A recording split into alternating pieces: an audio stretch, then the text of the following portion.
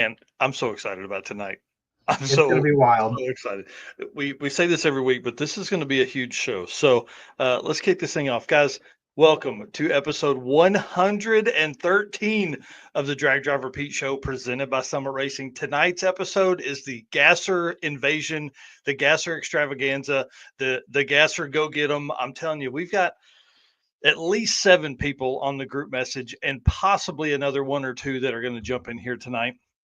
When I say gassers are invading, I'm being serious. I hope you guys understand what is happening here. Let me pull up my notes, and I'm just going to run through the.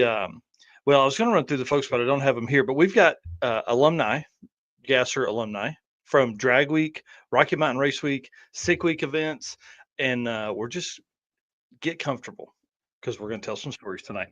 Mr. Eric White, hit the intro video, and let's do this. All right, let's do it.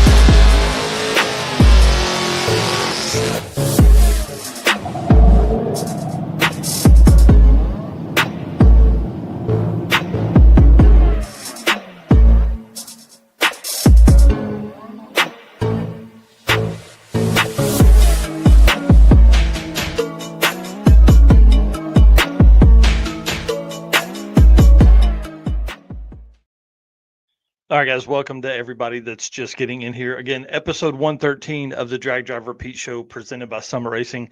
It's going to be a good one, man. It's going to be a good one. My name is Mike Narx. I'm the host of this show tonight that is probably going to go long. So when I say get comfortable, do that. Throw in your earbuds. Make sure they're fully charged because we're fixing to have a blast. My right-hand man, my co-host over here, Mr. Eric White, tell him what you got going on, dude. I am Eric White, co-host of the show and the news. Everything Drag Drive Repeat related and the circuit related, artwork, photos. That's pretty much what I take care of. Right now, I just finished up with the last of Mega Week photos, which was super exciting.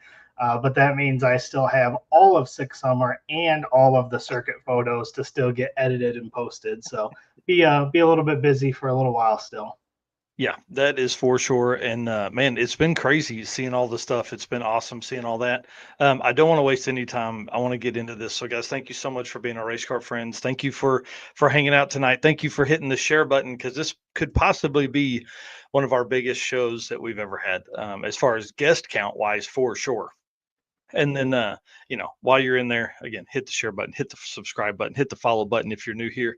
We appreciate that. And thank you so much to our sponsors for being a huge part of this program. Without them, we can't do this. So if you're trying to do some shopping for those car parts, make sure you hit them up. Summit Racing, Deechworks, Molly Motorsports, Driven Racing Oil, Howard's Cams, JayWire Solutions, Performa-Built Transmissions, Car Change 3D, WAF Racing, Power Tube TV, Sweet Patina, and Racing Junk Classifieds. You guys, you got to hit those folks up whenever you're looking for some stuff. And let's kick this off with some Summit ad read here. Summit Racing Speed Legacy began in 1968 as a one-man startup and is now the world's speed shop.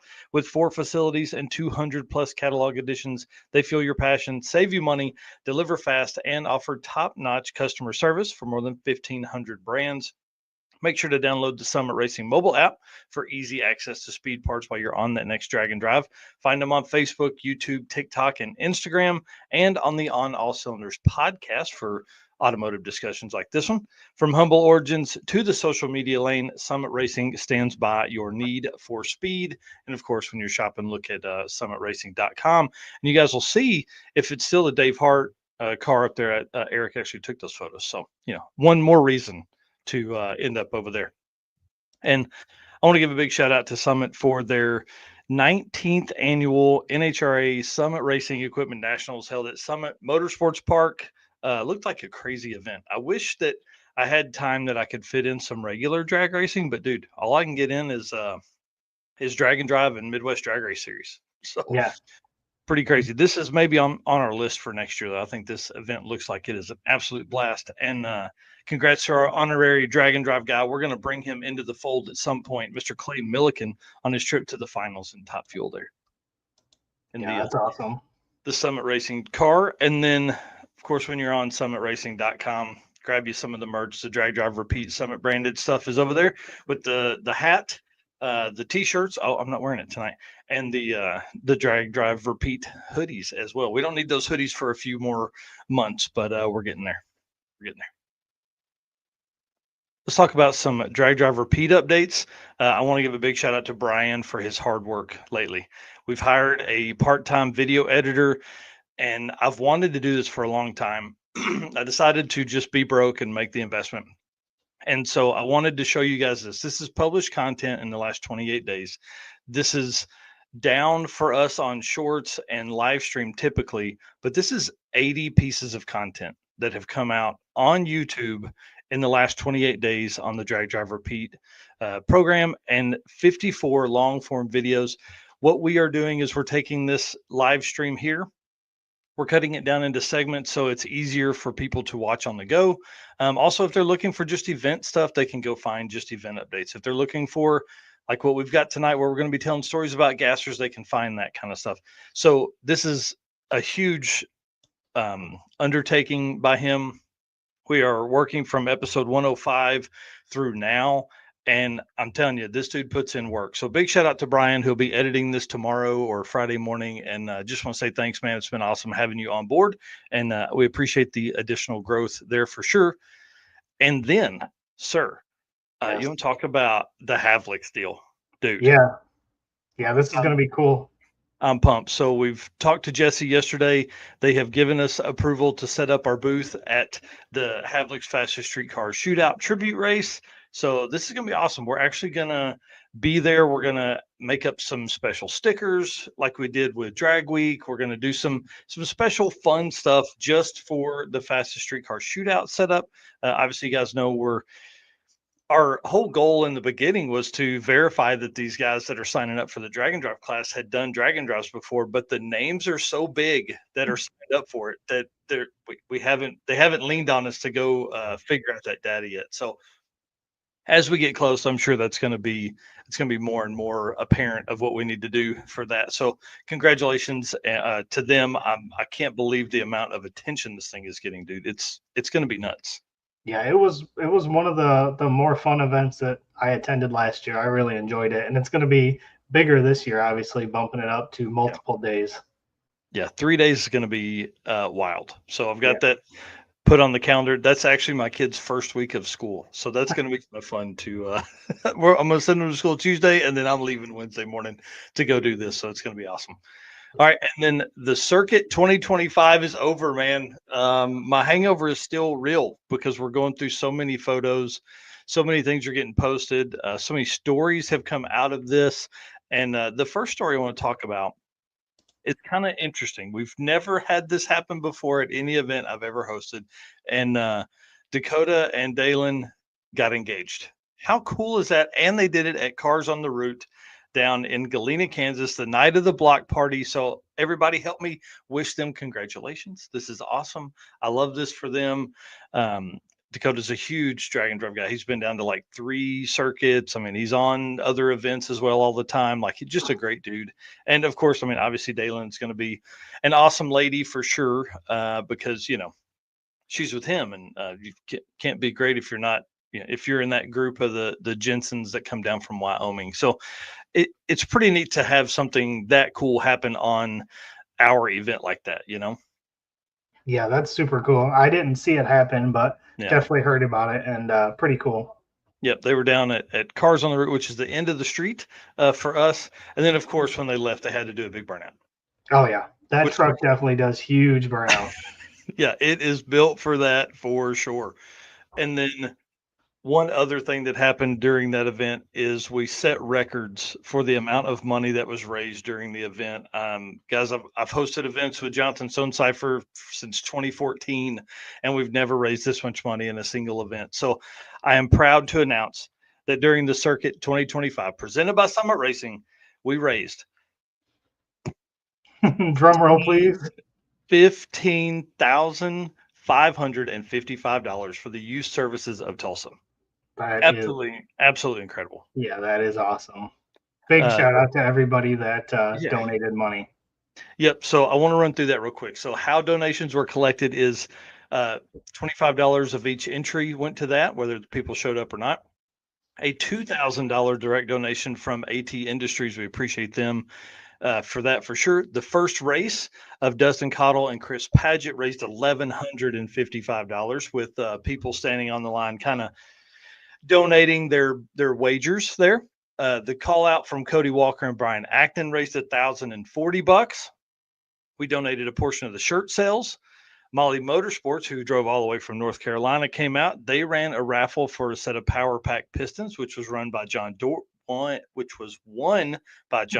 run by Adam from Molly Motorsports. That raised $1,175, and then our own raffle ticket sales as well. Plus, we made some wagers. It was $10 buy-in, 50% goes to the winner, 50% goes to the charity during the block party games in Galena, Kansas. And then, man, people were just walking up, giving some money there at the end. So we really, really appreciate you guys for that. That's a record donation for us for anything we've ever done in a single event. It's absolutely crazy. I can't say thank you enough. We are working. I'm working on getting big checks made, which of course you got to do that with a big donation like this. And then I'm working on it. Once I have a date that I'll have the checks in my hand, then we'll work on a date that we can present those checks, do a full check presentation at Youth Services of Tulsa for all the press and all the folks to see. And so I'll invite as many racers as want to come. Please come out and do that. Spend some time with us and do burnouts in front of the Youth Services of Tulsa. Yeah, that's incredible. Again, everybody that donated and showed up, we appreciate everything, and so does the Youth Services of Tulsa. I'm sure they appreciate that very much.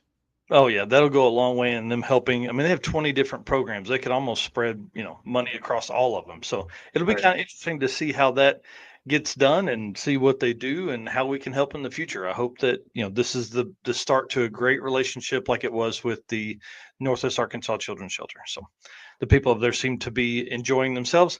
But until we do that, I am offering, I guess until they sell out, I'm offering the Circuit 2025 shirts and hoodies on the Drag Drive Repeat website. They're obviously listed there $25 and $30 for the t-shirts, $50 and $60 for the hoodies.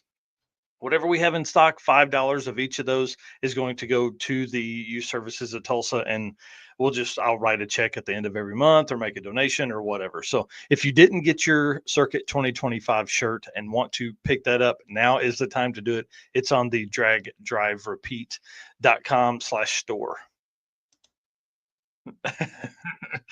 That's awesome. All right. That's all of the circuit event updates that I have, sir. Yeah, it was a good time. Like you said, the hangover is real. It was fun going through the Mega Week photos and kind of reliving a lot of those moments. So I'm excited to do that same thing with the circuit as I go through those photos as well. Yeah, so that's next up on your list, right? Is the circuit photos, and then you'll bounce back to 6 summer because there's probably 3 times 6 summer photos as there is the circuit. Yeah, because you figure there's 6 days of that. So yeah. And then real quick, we'll talk about Trevor Brandon's comment here in the driven event segment here. So I'll let you lead us into that. All right. Driven racing oil is the performance engine oil that can do it all. GP1 is the ultimate oil for any race or performance application, whether you're launching hard at the drag strip, enduring the extreme heat of off-road and circle track, or even pushing limits in top field drag boats and demo derbies. Winning racers choose GP1. Compatible with engines from classic hot rods to cutting-edge race machines, GP1's unique surface cling and high zinc formulation ensures superior wear protection, particularly for flat tappet camshafts, while solving issues like cylinder washout with methanol and ethanol fuels. It's crafted from the legendary Bradford, Pennsylvania base oil, then enhanced with state-of-the-art additive packages, which GP1 offers the best in protection and performance. And you guys know drivenracingoil.com is where you can go to pick up your oil or any merchandise. And Driven Racing Oil on Facebook and Instagram will be where you can check out what the next event they'll be at. So then you can pick up stuff at the event while they're there. Yep. Speaking of events, Street Week Sweden is happening right now. Yep. We had Ken on Saturday, kind of giving us a little bit of a walk around. He's been having live streams and everything I've seen pop up. So, man, looks like a cool event. I haven't kept up as much as I wish I did on what's going on, but he's going to send me over some pictures when he gets a chance, and then we'll get some of those posted up as well. Yeah, I'm excited to have him back on the show to talk about this. This is his first time to do that. And he was saying on Saturday, like 1,100 miles is what he drove to get there. So yeah, he was like nothing like you guys, but like how many countries did he go through? He said there was 2 like checkpoints that he had to go through. Man, that's crazy. That's great. Well, good luck to all those racers. It looks like obviously they're having a drag and drive kind of time. Like some people are having fun, some people are not. So yeah. People are tearing stuff up left and right. That's for sure. Yep. Then up next is All Stars Drag and Drive on July 10th. So starting tomorrow through the 13th, and that is starting at Willowbank Dragway. Yep. And then Streetcar Challenge 2025. So All Stars is a new one for 2025, and Streetcar Challenge is another new one for 2025 as well. And they've got their routes up. So I wanted to show this. It's about 400 miles. It's 4 days of racing. Looks like a good time. And it's one of the only times a track has actually hosted a drag and drive. So this is going to be interesting to see how it works out. Obviously, don't know that car count or anything like that yet, but that is July 17th through 20th. So just in about a week, we're going to do that. Yep. And then after that, we've got Road Trip Drag Challenge number 2. That is the July 18th through the 20th. So again, about 9 days. We'll kick that off. Right, another big weekend. So if I'm doing the math there, that's the 17th through 20th for Streetcar, 18th through 20th for Road Trip, and then Miles of Mayhem kicks off on their 5th year, dude. 5th year to do this. July 20th through 25th, and in Rimbey, Canada. So that's Australia, the U.S., Australia, and Canada. They're all over the world, man. Yeah, July is kind of the international month, I feel like. Right. That's exactly right. And then after Miles of Mayhem wraps up, we kick off Heads Up Hustle here back in the States. That starts July 25th through the 27th, and the starting out at Milan Dragway. And I don't know if you saw it, but those new shirts are released. Those came out pretty sweet. Dude, they look awesome. And I didn't make updates on the notes there. It's actually at Ubley Dragway. Oops. Oh, okay. I think we grabbed old notes. So Ubley's a new one for that. I'm kind of excited. I've never been to that part of Michigan. I've been to Milan before, been to Mid-America or Mid-Michigan Motorplex, but never been to Ubley. So this would be kind of cool.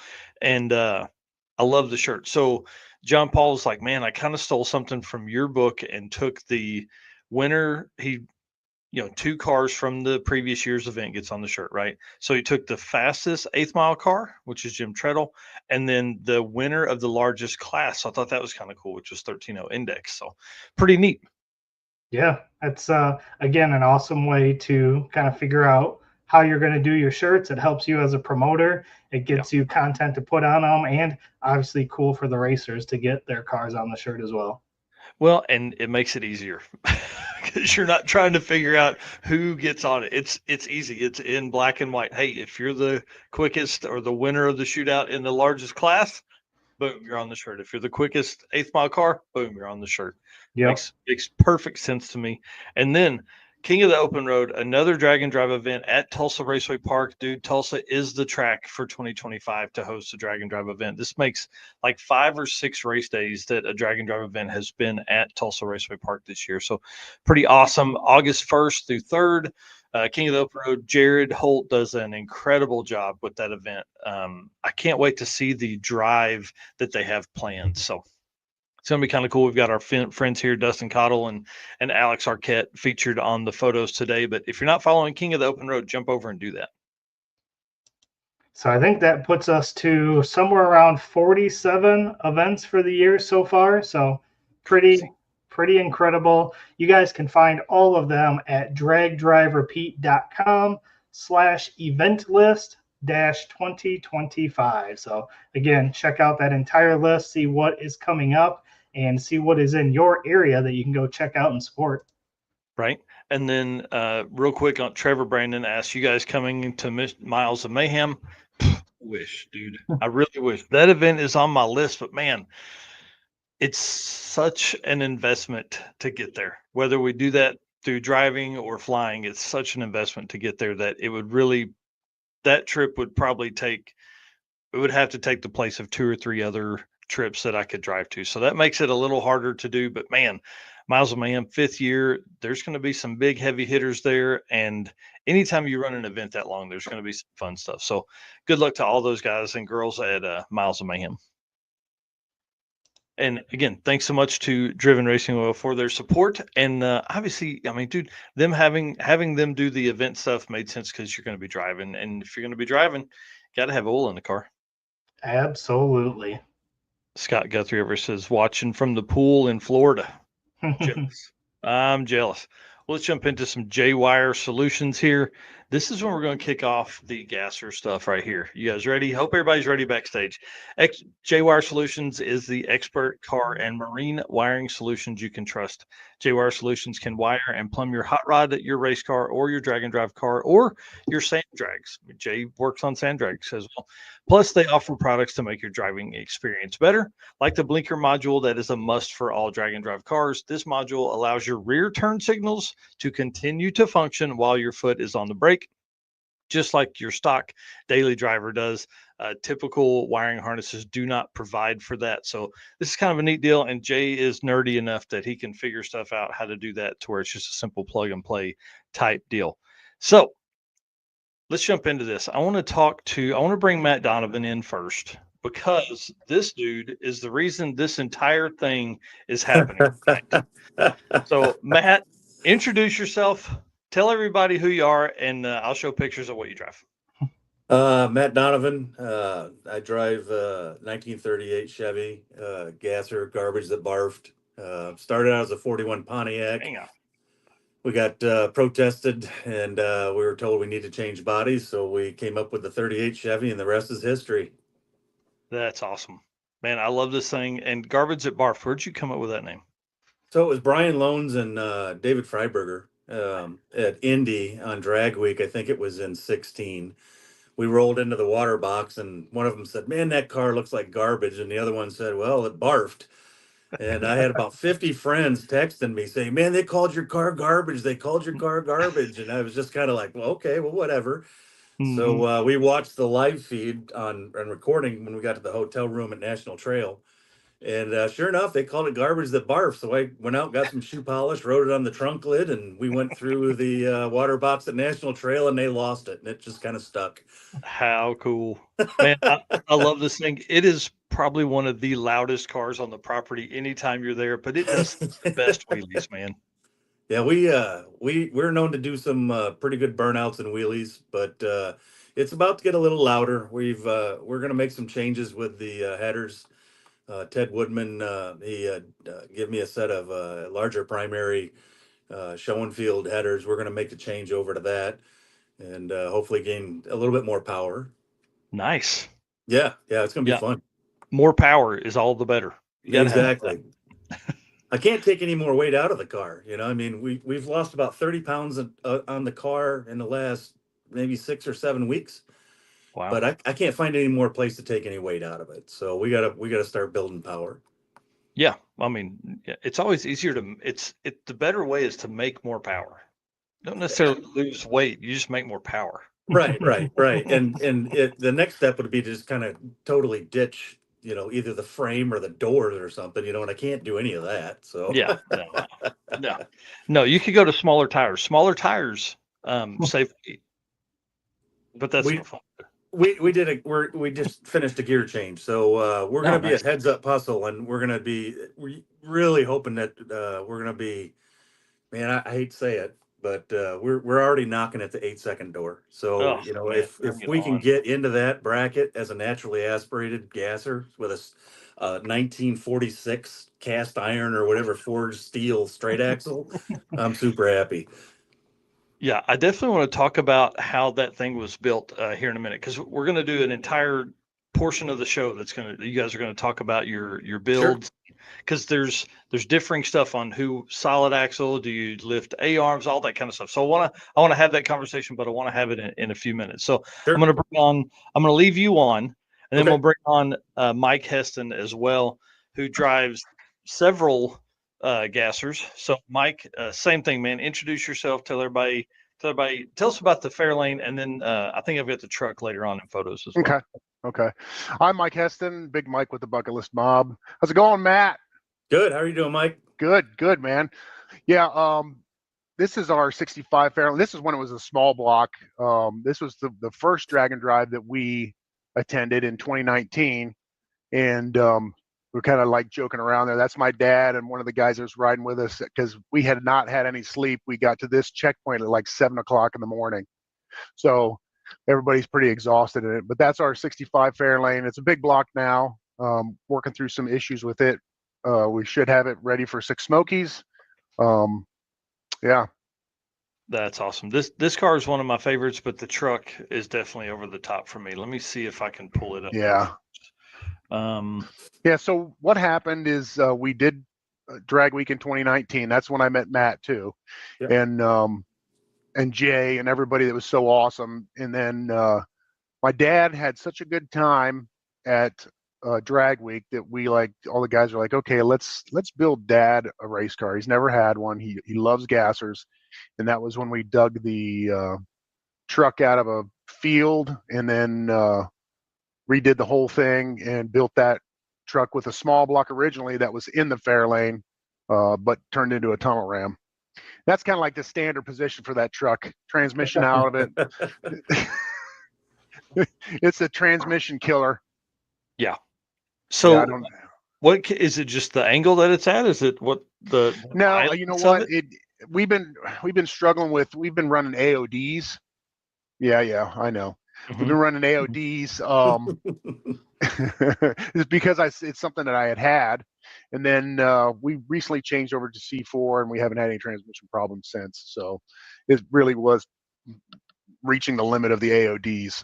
Yeah. The thing is, we're coming back with the Fairlane with an AOD in it again, just because the cost to put in another transmission. I mean, it's got a brand new, we did sick week in 2024, and it was just blowing right through the converter with the big block. And I spent a bunch of money on a converter with 501, and then we haven't been back since. So we haven't even been able to even try that converter. And we thought, you know what, this AOD that's been in the Fairlane, even though it's 900 horse, has survived all the drag weeks, and we've taken it apart and maybe have a little bit of wear on the overdrive band, but we haven't broken anything, knock on wood.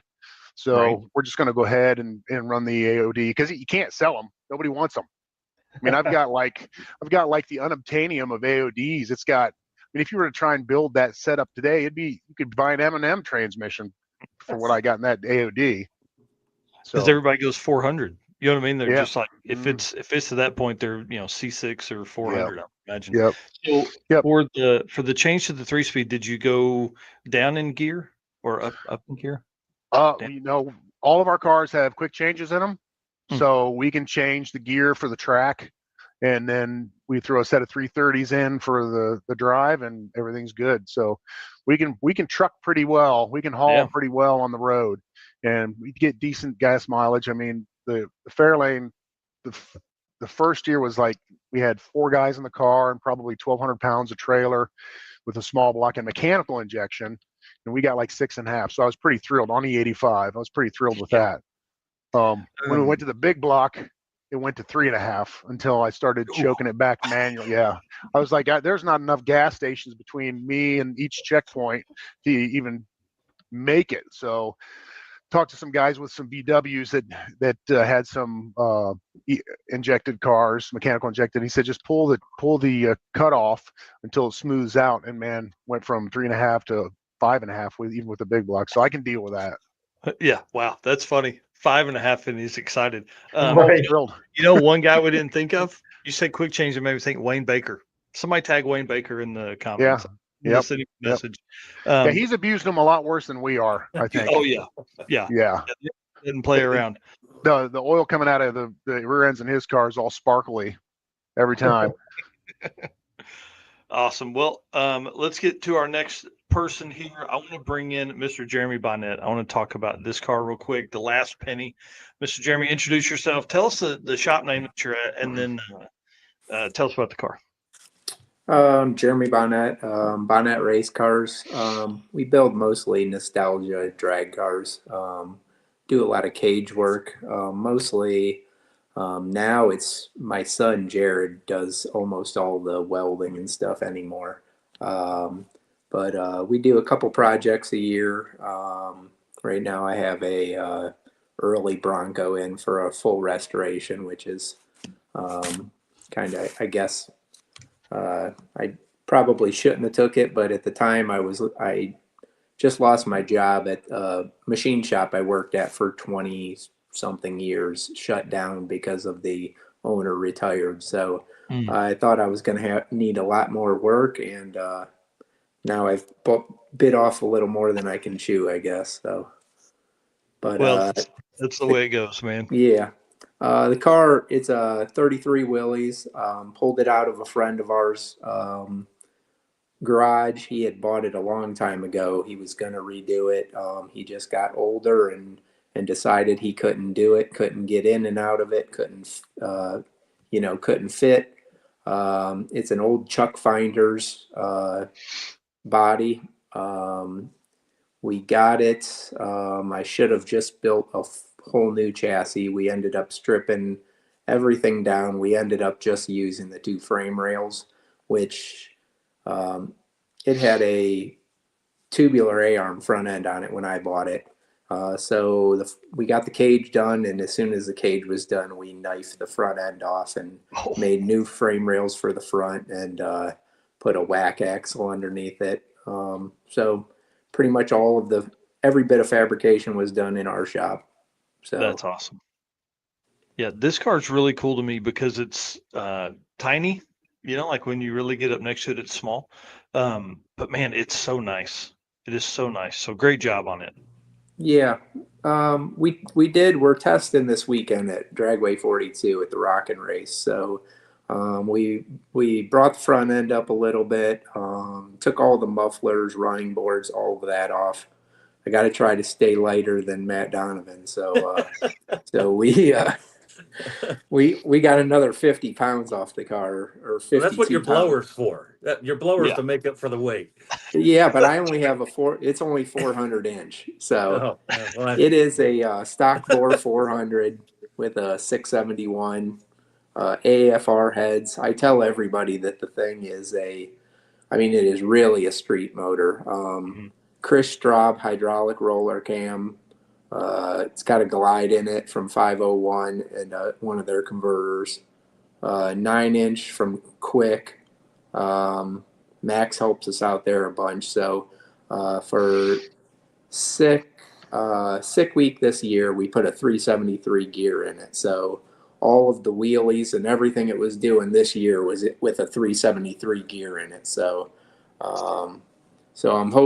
we were hoping to take a little bit of the starting line ratio out of it, and we were proven wrong on the first day, I guess. So well, nothing like that. We sure did love the show it put on, though. That's for sure. Yeah. Luckily it didn't break anything, and Jared just tuned the wheelie out of it, and we kind of kept it at bay the rest of the week. So nice. Well, next up we've got Mr. Jay Grabiak, who, if you guys don't know this guy, he's not scared to talk at all. So Jay, same thing for you. Introduce yourself. Tell everybody what you got going on, man. Well, my name's Jay Grabiak. I've got a 1955 Chevy Gasser. Obviously, that's why we're here, because of the gassers. And so anyways, got a small block Chevy, naturally aspirated. I've owned the car for 20 years now. I bought the car off the ham. I had it listed back when the internet was basically getting started. Played tag with them, trying to get the car up from Texas. Anyway, so got it up here. It already had fiberglass doors and stuff on it. So the car was pretty light to begin with. And over the years, I've just made the car extremely lighter and lighter and lighter as I got fatter to offset the beer and chips that I eat. So people say, wouldn't it be easier to go on a diet? I thought it was easier just to unbolt stuff. So so that's kind of where we're at with it. It runs an Oldsmobile the Oldsmobile rear end, and when I bought it, I tried to stay true to the form of a gasser in the early years, running the car around at 283 stick car, and then you just progressively get faster, and things evolve, and you just keep modifying. So it's just a great old car that as everybody does, they fall in love with their gassers. They're unique. You find your love for them as you drive them. It's a good combination. I don't know really how much more to tell you about it. I mean, it's just a good car. It's made a lot of laps.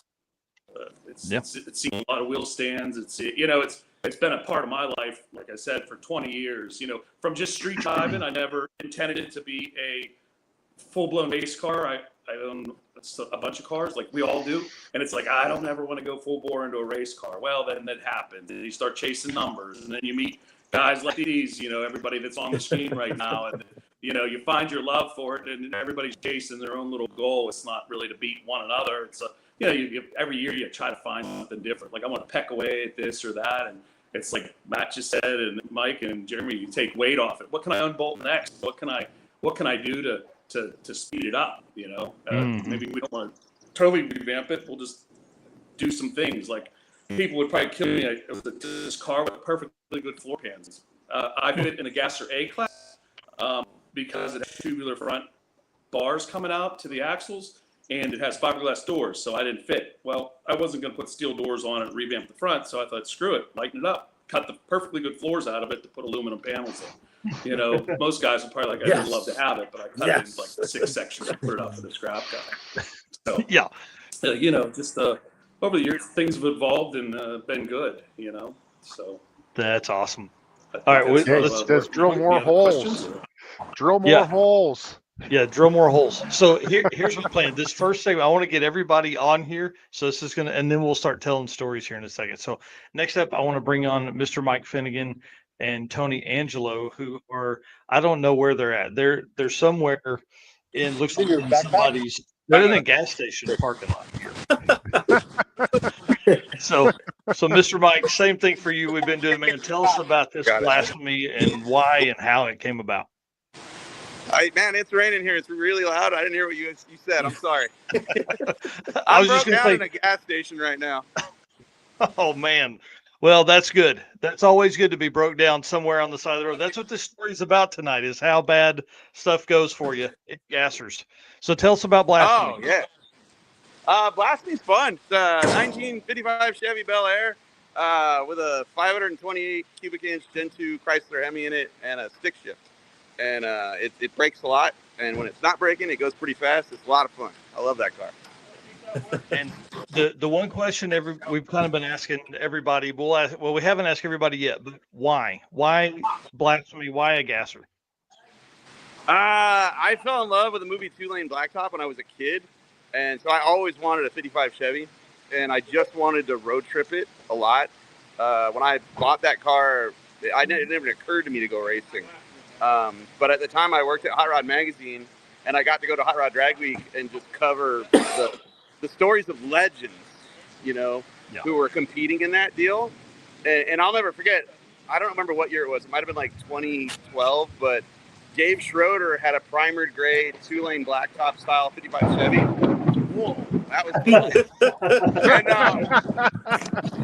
And I ran into Schroeder and Enns at the side of the road somewhere, and they had eaten a cam lobe and a pair of lifters, and they tied them up and ran it on 7 cylinders to finish. And I thought, these are the coolest dudes I've ever seen in my life. I want to do what they're doing. And so all of a sudden, my street car, I just lost my mind and kept doing things to make it faster. And it's just ruined my life ever since, actually. That's a good problem to have. That's a good problem to have. So I had heard somebody say that maybe Drag Week is the next event for you. Yeah. That's kind of always been the goal, is like, in my opinion, that's the original. I don't know what it is about it, but that one I feel like brings out really good competition. Not that the other ones don't. It's just like, especially for gassers, like you got really fast guys that show up to that event in A and B gas that it don't always seem to show up to these other ones. Like I went and ran Sick at the Rock and Sick at the Green, and there was only 2 or 3 of us there in gassers. And so, but I know that if you, oh damn, that was another one. He's gonna get electrocuted on the internet. Wow. And so, yeah, I don't know what it is. Like, I keep showing up to events hoping there will be more gassers to go there, but it really looks like Drag Week and then Sick Smokies are where the gassers are going this year. So my plan is to go to both of those and have fun. That's awesome. That's what I was going to ask next. Is Sick Smokies on the list? Because it sounds like most guys in this group here are going to do that same thing. Yep. Yeah, I don't know what happened with that deal, but the last I heard from Tom, there's like 80 gassers signed up. I didn't even know there were 80 gassers in the country. Yeah. And so although my car is not set up for 8th mile, and I'm not even into 8th mile. Like I love 4th gear in blasphemy. I love trying to go 160 in blasphemy. I will go to that event because I want to go through the Smoky Mountains with 80 gassers. Like, I just think that's going to look and be the most fun ever, you know? So I'm in, you know, if it's in one piece, I'll be there. That's awesome. Yeah, I completely agree. I think that's going to be absolutely wild. And like you're pulling from the Southeast Gassers home base, like that whole series surely has some guys that can put it on the street. Yeah, that one in particular interests me because, like, I've always wanted to go run with those guys, but their rules are so strict. Yeah. You'd have to throw away my whole car and start over. Yeah. And their rule set doesn't make it cheaper to run. I mean, the lengths they go to look period correct, it's outstanding. And they're faster than my car. A lot of those dudes, like, I pay attention to them. I know they don't light the boards, but I know a lot of those dudes are quicker than I run. So it's really interesting to me, the idea of them making their cars streetable and making that trip. Like, I'm down to see it. I really am. Yeah, it's going to be awesome. All right, we got to keep adding folks to the screen here. Stay as long as you can safely. Don't get electrocuted tonight to be on this live stream. Yeah, as long as so our problem right now is Tony Angelo bought an RV that somebody stripped down and reskinned in sheet metal, and it's like a doomsday machine. I'll show it to you real quick, and then you can boot me off if you want. But we're in a big metal box. What is that? Yeah, that's like a 77 Dodge motorhome that is now all steel, and we're in a big metal box in the middle of a lightning storm. So we may just hang out here at a gas station and get away from this thing while we BS with you guys. Jesus. Yeah, that's a little scary, man. I'll be honest with you. And well, you stay on as long as you want to, because if we can get that content, man, that's even better. Hey, I'm here to help. You know, you guys give them numbers, okay? All right. Next up, I want to bring on Mr. Reggie Moore, who's been a friend of mine for a long time and drives one of the coolest. He calls it a hot rod. It truly is probably a hot rod in all the sense of the word. The organ grinder. This car has been all over the country. So, Mr. Reggie Moore, please introduce yourself. Tell us what's going on with the organ grinder. Hey, y'all. It's hard to keep a straight face thinking about that RV back at that gas station right now. Let's say we keep the camera on and watch that thing blow. Yeah. But anyway, it's just a 30 Model A. I'm still got the Model A frame underneath it even. Wow. Got a 454 in it and a Super T10 4-speed. And does huge wheelies. All right, let me find a hotel. It used to. I haven't been able to do that much here lately, and I got some things changed around and fixed for Rocky Mountain the other day, and I kept bogging out of the hole, and I didn't have time to mess with it. We kept coming in late every day. So I'm going to try to have it ready to go for Six Smokies also. Nice. And I apologize to all these guys. Jeremy's the only one that I've ever met in person, man. I wish I had talked to you guys along the way. I guess I stay into my own little tent or whatever all the time. But looking forward to meeting you guys in person here in a few weeks. Couple of months, I guess. Yeah, these dudes are going to, you guys are going to be good buddies after this tonight. We're going to spend some time together. The Organ Grinder is one of my favorites, mainly because you drive this thing everywhere. There's some photos later on that is your trip across the country. I mean, you drove this thing from Arkansas to California and back. So super cool. That crazy thing's been on the beaches on both sides of the country. Man. Wow.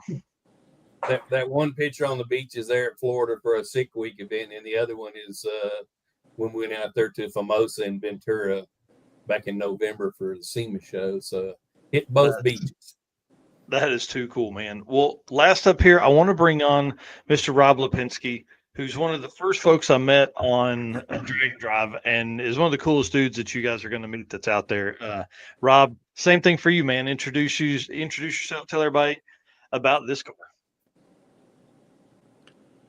Hey, yep, Rob Lepenske, Colorado. Got the old Yeller Gasser that's in the middle of an identity crisis right now because it's not very yellow. No, it's not old Yeller anymore. It's black and white and badass.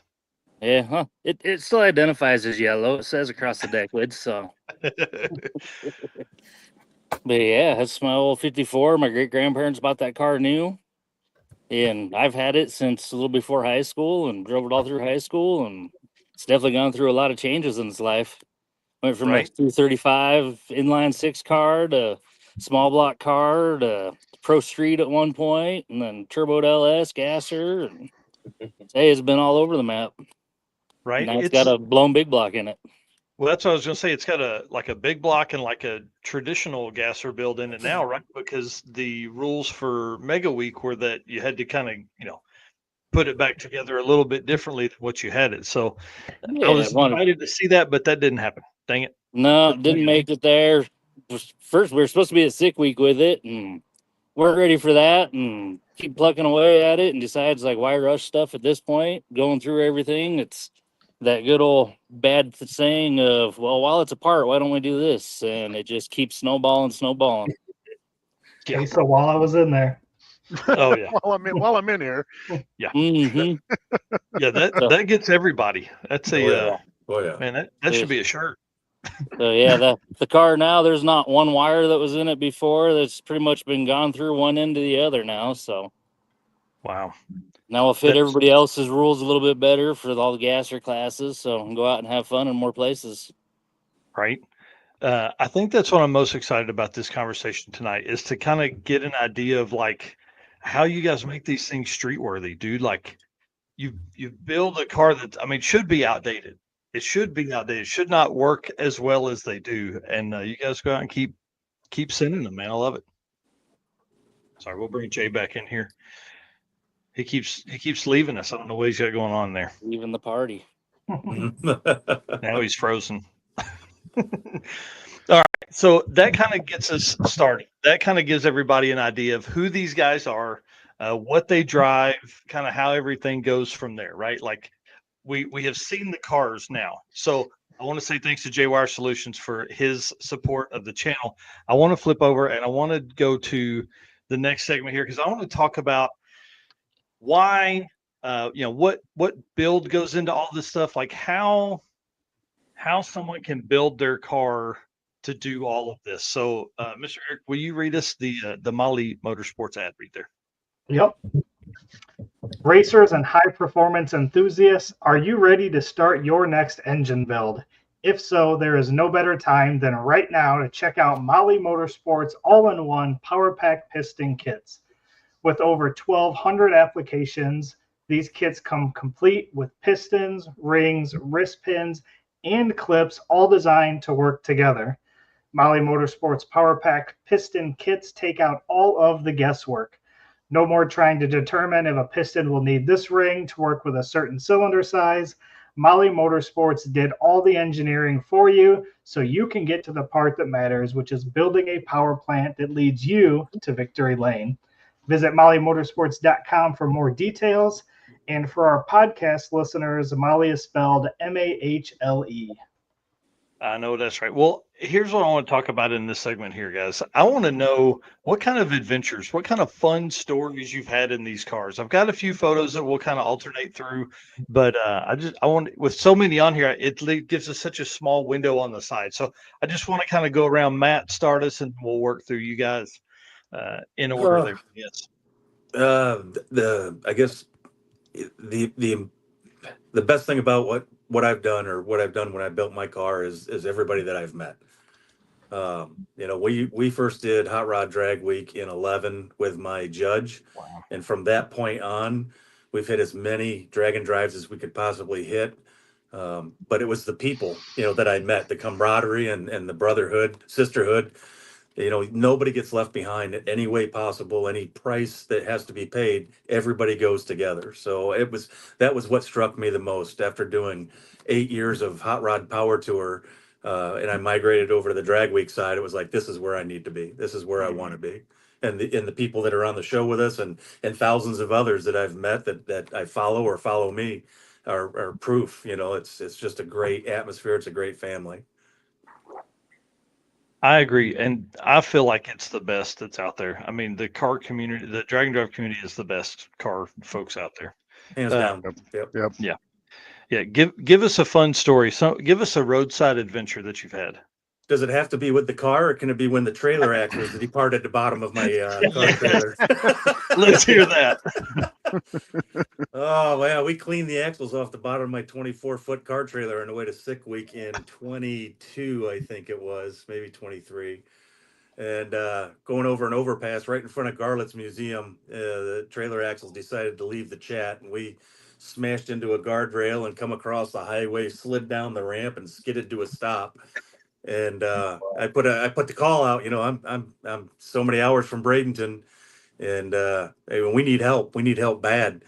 And not really going to throw the towel in, but wasn't really prepared to drive the car all the way there, the rest of the way. And within 15 minutes, we had 110, I think 109 texts and phone calls of people that were on the way or already in Bradenton for testing that were going to come back and pick us up or get the car there or what have you. And we had a trailer company north of Gainesville that Derek put me in touch with. And Derek actually brought his car trailer to me.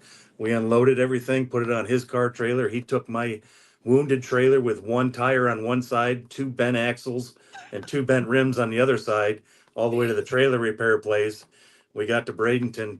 They still charged me $200. I made 2 passes, and we knew the car was good to go until the next day when we tried to make a pass next to Alex Taylor, and we death wobbled so bad it bent the front frame rail, bent the steering arm, bent the brake caliper brackets, just did a bunch of damage. So it turned out that when the car came loose in the trailer, it had nosed into my drag week trailer and bent the center link. And we made a pass with a bent center link, and it death wobbled on the brakes. We went back, we looked at it, straightened it out with a ratchet strap, went back out, it did the same thing. But we managed to make a new center link for it, and it amplified the problem. And we just had a lot of damage, so we didn't make it even one single day on that year. But the best part of it was going back to everybody reaching out for help or what I need, anything like that. But we were, Reggie Gonzalez and I were sitting there. I think we were singing out loud "Bad Company" or something. We're on our way to Sick Week, and all of a sudden the trailer's sideways and there's smoke everywhere. But that's a fun adventure. That's a fun. I'm still cleaning my underwear out on that one. Yeah. That's awesome. Reggie, let's go to you next. You've got some adventures, and I've got a picture pulled up here that I want to show that you sent over earlier. What, dude? That's a wheelie now. Yeah, that was at Bowling Green at Hot Rod Reunion. I went to the first 16 of those, man, and that was probably the funnest thing we've ever done with the car besides the drag and drive stuff. The boys were real small. The other picture was them I think they were only like 10 and 12 maybe, or 12 and 8. I don't know. But we used to go to that every year. And, you know, it's just like the drag and drive. You meet the same people every year, and then you start camping with the same people, and they become your friends. And boy, the bad part about that is, for after so many years, and all my friends are old like me, so you kind of watch the gate and make sure they're both in the car together, you know, that you hadn't lost one. And we did lose 2 or 3 during that 16 years, and it's sad, but they were family, you know. So yeah. But we've just had such a blast with that car. I bought it when I was 12 with my paper route money. I went home with John Burnett one day, and his dad had a backyard full of these Model A's and Model T's. And I said, man, you think your dad would sell one of those? He said, I don't know. We'll ask him when he gets home. So he got home, and he said, yeah, I'll sell you one for $400. And I called my mom. I said, tell Daddy to get the truck and come on over here and grab $400 out of my paper route bag. So I bought it at 12, and it just kind of sat around with me for years. And, you know, because I'd have the money, but I didn't have the time, or then I get the time, wouldn't have the money, just like a lot of other people. And Jason, I had just met Jason, and he was in the Air Force, and he was getting shipped to Germany. And he saw my car and couldn't understand why I wouldn't build it. But anyway, so from Germany, I guess he went to the summit, you know, on the internet, and he sent me the headlight stands, headlights, and a rear view mirror. And he said, now get busy and build this car and meet us at Pigeon Forge. And boy, that's when everything started, man. This is 22 years ago. Wow. And it's just been a blast ever since. If he hadn't done that, the thing would probably still be sitting in the backyard. I don't know. And you're talking about Jason Schaefer of the chicken coop, right? Yeah. Well, oh man, I'm talking about Angel, and she lets Jason run around with her. Yeah.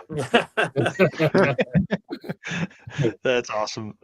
Mike Heston, tell us something, man. We seem to be plagued with all kinds of problems. Probably the most recent was at Drag Week in 2024.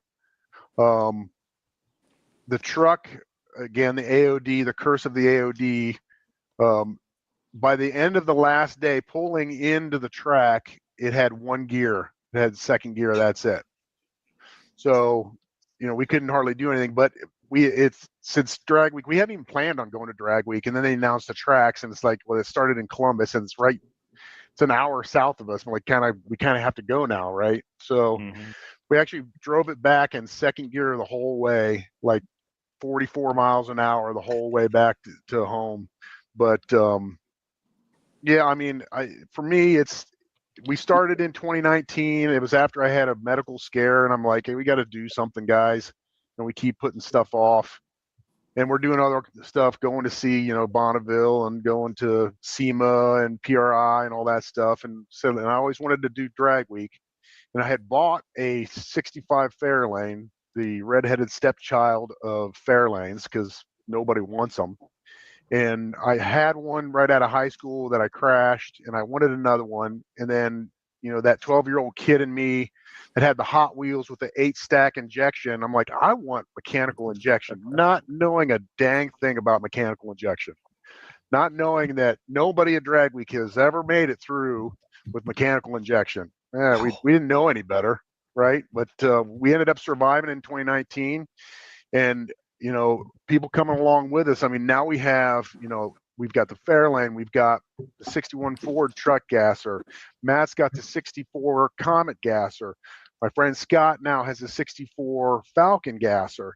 Our friend Rob changed his Chevelle over to a gasser just because the excitement of running a gasser. It's just the gassers, in my opinion. Yeah, they're not the fastest, but the cool factor. I mean, what kid doesn't see a gasser going down the road and go, oh, look at that? I mean, you know, you can have a fast, I don't know, Firebird, and it might run 6s, but when it goes down the road, it doesn't have that wow factor, I think, you know. So yeah, it's a gasser love affair. I mean, I've always liked old cars. I mean, I was lucky that my first car was a '63 Galaxy, but I just love the gasser look. And then now it's, you know, I was going to change the big block to a tunnel ram, And Snafu Rich was like, no, he said the car's kind of known to have mechanical injection. I'm like, yeah, you got to run mechanical injection. I'm like, great. Now I'm stuck with that in this car forever, so, but yeah, I mean, who doesn't love like 8 stacks sticking out of the hood, right? Oh yeah. Real eight stack mechanical injection. The guy that's Yeah, running it, that's the guy that doesn't like it.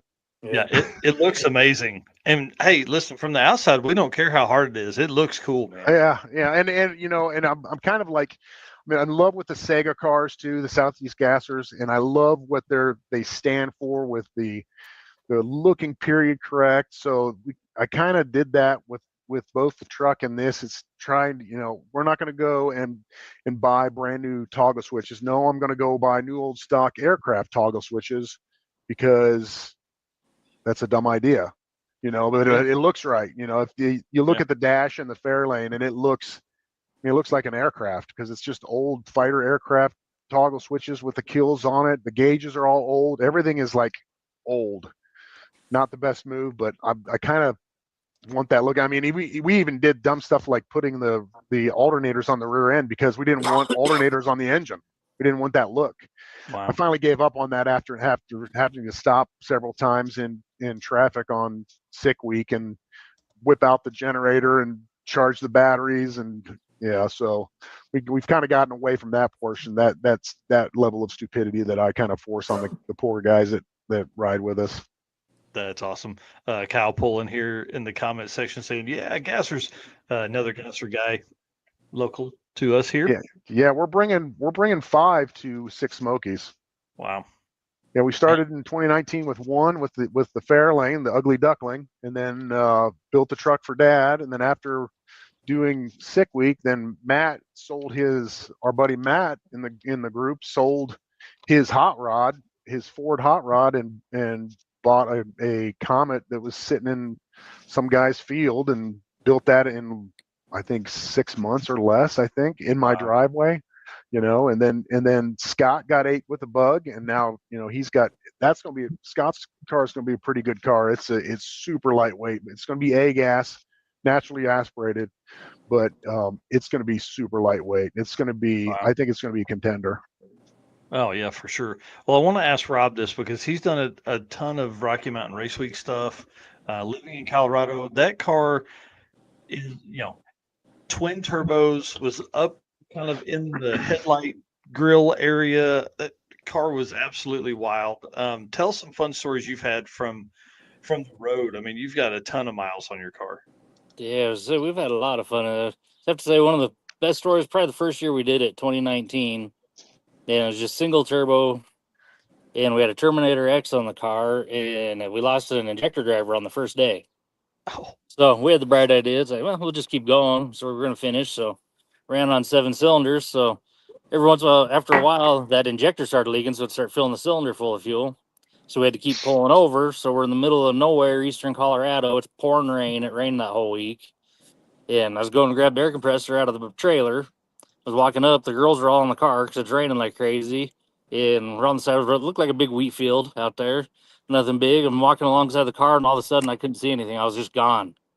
And then I hear the girls panicking and laughing. Well, there was a ditch. It was about 8-10 foot deep off the side of the road, and you couldn't see it because it was in all the weeds. So I'm there, a toolbox, air compressor in hands, and then poof, I was just gone. That's awesome. Trying to climb up out of the ditch, soaking wet, covered in mud and dirt, side of the road, and then trying to clear the cylinder out. We didn't have the ignition off, and then all the fuel caught on fire. So yeah, it was quite an adventure. This is a great time. Yeah. For a long time, like for several years, you guys ran 4 deep in the car. Yeah, 4 or 5 deep, and there were a lot of our girls and our niece with us. For most of them, did sick week with all of them, but that's been the most fun. Just all the people we meet, and the girls love it, and everybody wants to go and hang out and have fun, go see all their family, race week family. Right. It is a big family. And the one thing for folks that don't know, like Rocky Mountain lets the people from the previous year, that's how you get early entry. And like 70% of the people that came the year before will be back the next year. So for 10 years now, it's been like, let's say out of 250 people, it's been the same 100 every year that come back. It's pretty amazing, the level of friendship and family reunion that it turns into. Yeah, this year on Mega Week, being in the night class, it was kind of weird because there was a whole lot of new people in there we had never met before. So it's got a whole new crowd for it. Right, and you guys had the setup too. You had a little camper trailer. I guess it's probably 12 or 16-foot camper trailer with an AC. So you guys were popular. Yeah, a little 11-footer on there. Set it up to pull behind my car, so we don't have to mess with hotels anymore, and just pull onto the track, set up, and good to go. That's awesome. Well, Jeremy, won't you give us a roadside story or something fun that you guys did in your car? This is actually a fairly new car to us.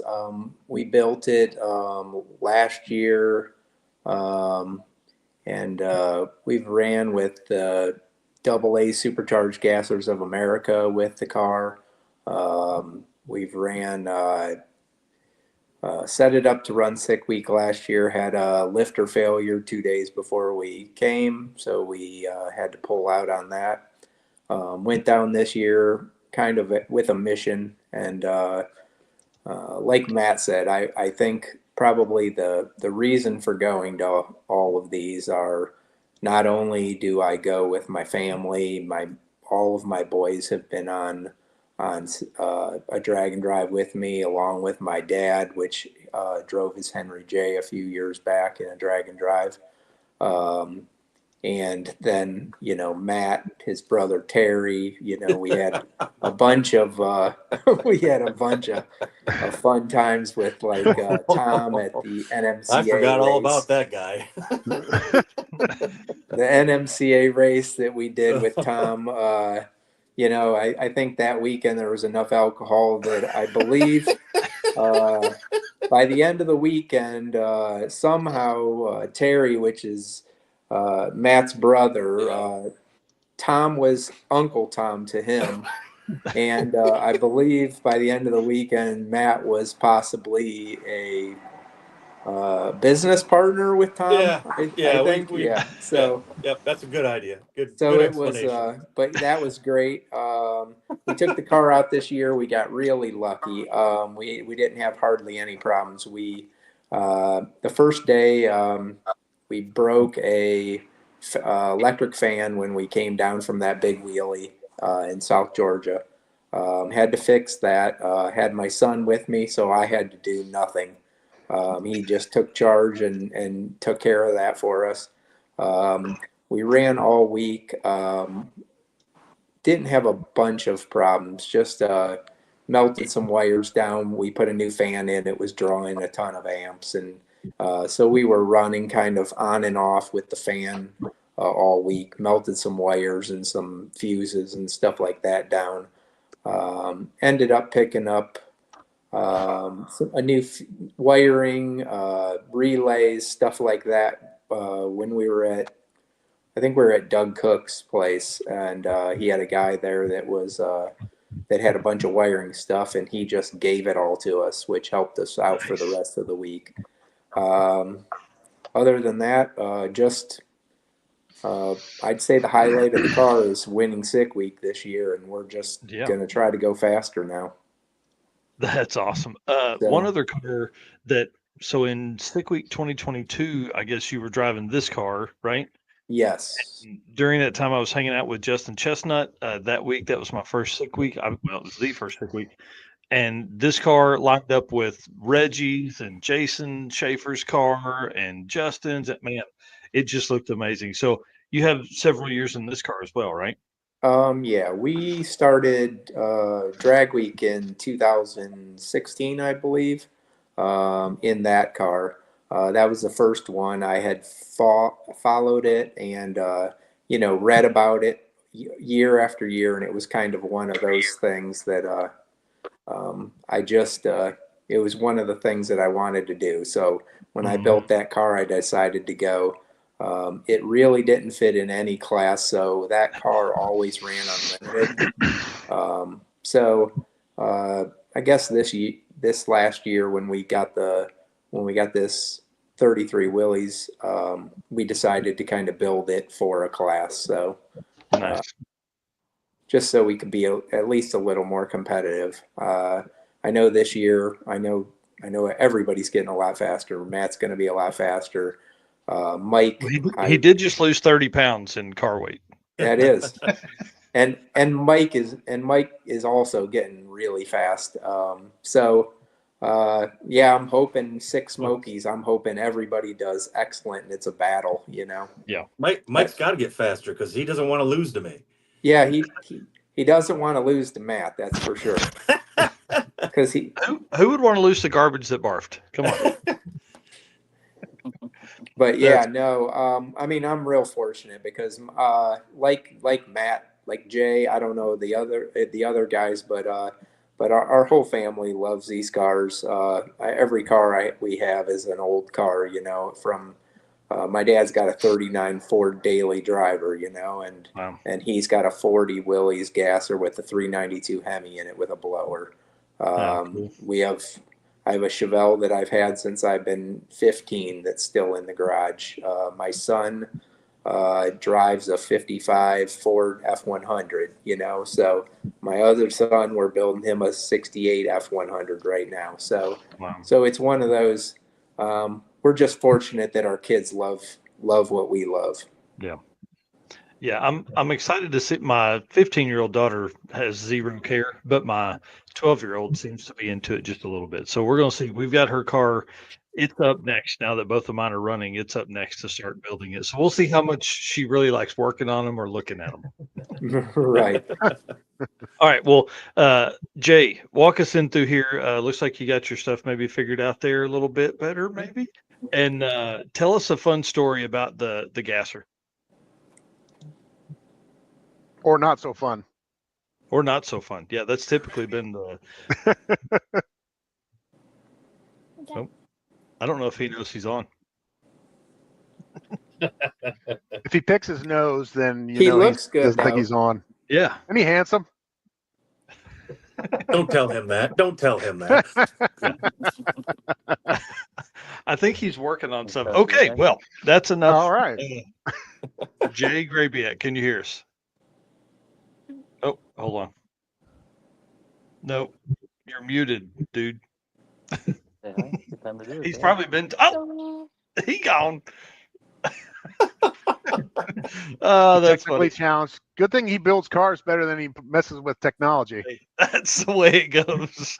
All right. Well, somebody give us one more story. Rob, tell us a story of the roadside repair for the radiator in the gas station parking lot. I guess that was like maybe race week or race week. Let's see, 23, maybe? Yeah, somewhere around there, 23 probably.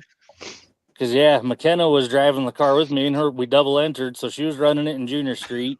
Oh yeah. And I was running Gasser, and so the new radiator in the car, everything's set up new. Well, apparently fan worked its way loose, and so we kept seeing speckles. It's like, man, it's raining out here. It's like it doesn't see any clouds. It's in there. Christy's like, it's getting worse. I don't think it's raining. I think it's raining. I'm like, nah, we're good. Keep going. Then the temp starts creeping up, starts getting more. So we pulled into gas station out in BFE, and sure enough, the fan had cut through like 7 or 8 of the core tubes in the radiator. So sitting there, and of course, running late. It's getting late in the day. Need to be there. We need to make 2 passes for sure. Yeah. Since the car's double entered, and side of the road waiting. Gas station had no super glue, had no nothing. So finally, trying to remember who it was that ended up stopping by, and they had epoxy. They dug their whole car out, dug all the way down to the bottom. Finally found us some epoxy at the end. So out there rinsing it out, brake cleaning everything up, got everything scuffed up. Just packed a bunch of J&B weld in there. It's in there. We filled it up and drove the rest of the way in. That's I remember what it was. The hub came apart in the fan when it came loose. So the Spall fan came loose, and it was just bouncing inside of there and just cutting all the tubes. Yeah, this is a car that run at that time, what, low 9s in the quarter, and you were trying to turn it down to go no quicker than 9.0 in the 8th. Yeah, I was running 850s, 860s in it, and then slowing it down to 9.0s in the 8th for her. Yeah. Yeah, there's not enough wastegate to pull out. No, I just ended up taking the tubing off coming out of the intercooler. So we're just running an NA, and then pretty much would have her leave in the car, shift into second gear, and then coast it through. Then if she shifted just right, we'd get it to where it coasters right about a 9.0. Man, that's awesome. Impressive. Yeah. Yeah. The junior street stuff is a ton of fun. Anybody have any more fun roadside stories they want to tell? I mean, our first year in 2019, we didn't get to the hotel till 9:30 in the morning, first hotel. And then we didn't see any other drag weekers alive, like live. We saw their cars at the hotels when we rolled in at 4 or 5 o'clock in the morning until the third drive day. We saw nobody because we had 0 miles on the car. We didn't know what we were doing. But, I'll say like Jay he's a phenomenal ambassador to the sport, and he helped us out so much while we were there because we didn't know where to go. We didn't know. Keith liked to put the gassers in quarantine. And we had no clue what we were doing. But it's the people that we met on Drag Week that made us decide we wanted to do it again. There's that handsome devil. Jay, My back there. You're in, dude. Tell us back. Took a lot. I'm going to tell you guys this. I didn't have any problems till Matt was on the show. And I think he just did this perfectly. He wants to have all the limelight. He's always been that way. Matt's just that Matt. Everybody knows Matt, So, but anyway. I got a hammer right here for you, buddy. Yeah. Oh, yeah. Well, that's Jay where I has fix some my carburetors. Right. Jay has some good stories. So, dude, we're telling fun roadside, fun get to the hotels at 9:30 in the morning. What Mike was just telling us. Give us some fun stories, man. Oh man, I think we've covered this a couple times, but yeah, there's a bunch of them. But like my most memorable's got to be 2015. Hopefully, I don't break up on you guys, but in 2015, my first drag week. As everybody, you go in with you build your car last minute. Everything keeps evolving. My engine guy calls. Every time he calls, it's $1,000. Tanya's yelling at me. How the hell are we going to get that money? So I sold her car. She walked to work for a couple weeks. But hey, whatever to get the drag week. So I'm like looking at things. Every little piece that you buy, you can save a couple dollars. Is something more you can buy. So I'm like, I can buy this gas tank from Jags, or I can get it off of Amazon for like $100 cheaper. So I buy a Ginsu gas tank, 20 gallon, because I figured I'd need all of it, and ideally 20 gallons in a gasser, you're not going as long as that tank is. You need out at least 80 to 100 miles. So and they make them more comfortable. So I buy the tank, and we make it through most of the trip and start smelling gas. We're on our way back from Cordova, heading back to St. Louis, and we pull into it. It starts leaking really bad and broke the seam on it. And me and my brother, I'd get the rooms. He buys the gas. We pulled into this little gas station. And he's pumping it in, and the gas is just rolling out. He's screaming, "Let's go!" I think we had like 25 miles to the hotel, and he's like, "Let's go now! Let's go now!" So we all jump in our cars. We head up down the road, and that's when Hot Rod put us on the worst road ever. It had these little bumps, like ba-dum, ba-dum, ba-dum, for like I don't know however long the whole time. And we're going down the road, and my man boobs are going, and it's endless. It's relentless. And there's gas. I've got that video. Like gas. Was that? I've got that video. Oh yeah, I sent it to you personally. You're not supposed to put that out. You know that. So we're rolling down the road. My brother's a worry work. God love him, but he's like, "Oh my God, that gas!" And it's just dripping out the back. And I think he's really worried about the money he put in the tank and not the hazard that we're creating. So we look over, and here comes this old Cutlass with this family, and they're all smoking in this thing, and they're just cruising up next to us. And we're looking at them, and they're looking at us. And my brother goes, "Oh my God, they're going to throw that cigarette out." And I'm like, "No, they won't." And he's like, and then we slow down a little bit, and they just keep on going, and we're just dripping gas everywhere. And we get into St. Louis, and he's like, "We've got to pull, we need JB Weld or something. We got to fix this tank." We're discussing it, how we're going to do it. And all we got to do is make one hit, pull over a grate at Walmart, and there's just gas running out of the thing. I told my brother, I don't think that this is a good idea. The DEP is going to be here in a minute, and we're going to be paying for a cleanup because we're putting all this gallons, well, I wouldn't say gallons, but a lot of gas down this wash drain. Oh man, but it was just to me that was a fun time. You know what I mean? Just trying to make that thing last, and that's probably one of my more memorable ones. There's probably more that I'll come across, you know. But last night, you know, going through, you said send some photos, and you do these events, and you don't realize how much you miss when you're doing them and driving. You know, so you're taking pictures, and people send you pictures. And I'm going through my photos. And I'm like, oh, that was a good one. I felt like the old guy at home drooling on himself, just like going through all these pictures. I actually felt like Mike there. You know, he's that age. We all know that. So I'm like, this is what Mike feels like sitting on the couch, you know, while he's trying to do a video or whatever. So I'm just scrolling through pictures. I'm like, oh man, there's so many that I could do, and so many memories that you've made with these people. You know, it's just incredible, you know, and for one of the years, you know, the first year Mike was there, he comes rolling in with the ugly duck. And I looked at that car, I walked in, I'm like, oh, check it out, man. That's cool. He put all his time. I looked at that thing, mechanical injection, and they're fumbling with it, doing this. I'm thinking, there ain't no way he's making it till tomorrow. You know, and they made it, you know, give them credit, you know, and the greatest people I got to meet all these guys through that, you know, and just to chit chat and jerk each other off. And, you know, I did, so everybody knows, I did not protest Matt. That is not true. I've had other kind words to say to Matt, but I did not protest him. I'm in a completely different class. A lot of people, we've been jerking about this for however long, and people. Oh my gosh, it's been years. They've been texting me. They text me like, "Did you really do that?" I'm like, I'm not really that kind of guy. He wasn't in my class, and I had nothing to gain or lose from it. All good fun. All good fun. Except for the fact that he's knocking his daughter over and pushed out of the way for her third place contention. I mean, the poor girl's still in the home, taking medicines and stuff. I offered to buy her fourth place flowers. You said none. Yeah, I know. She like that. You know what she said? She goes, Matt's got a lot of fourth place flowers. He can give up a couple. You know.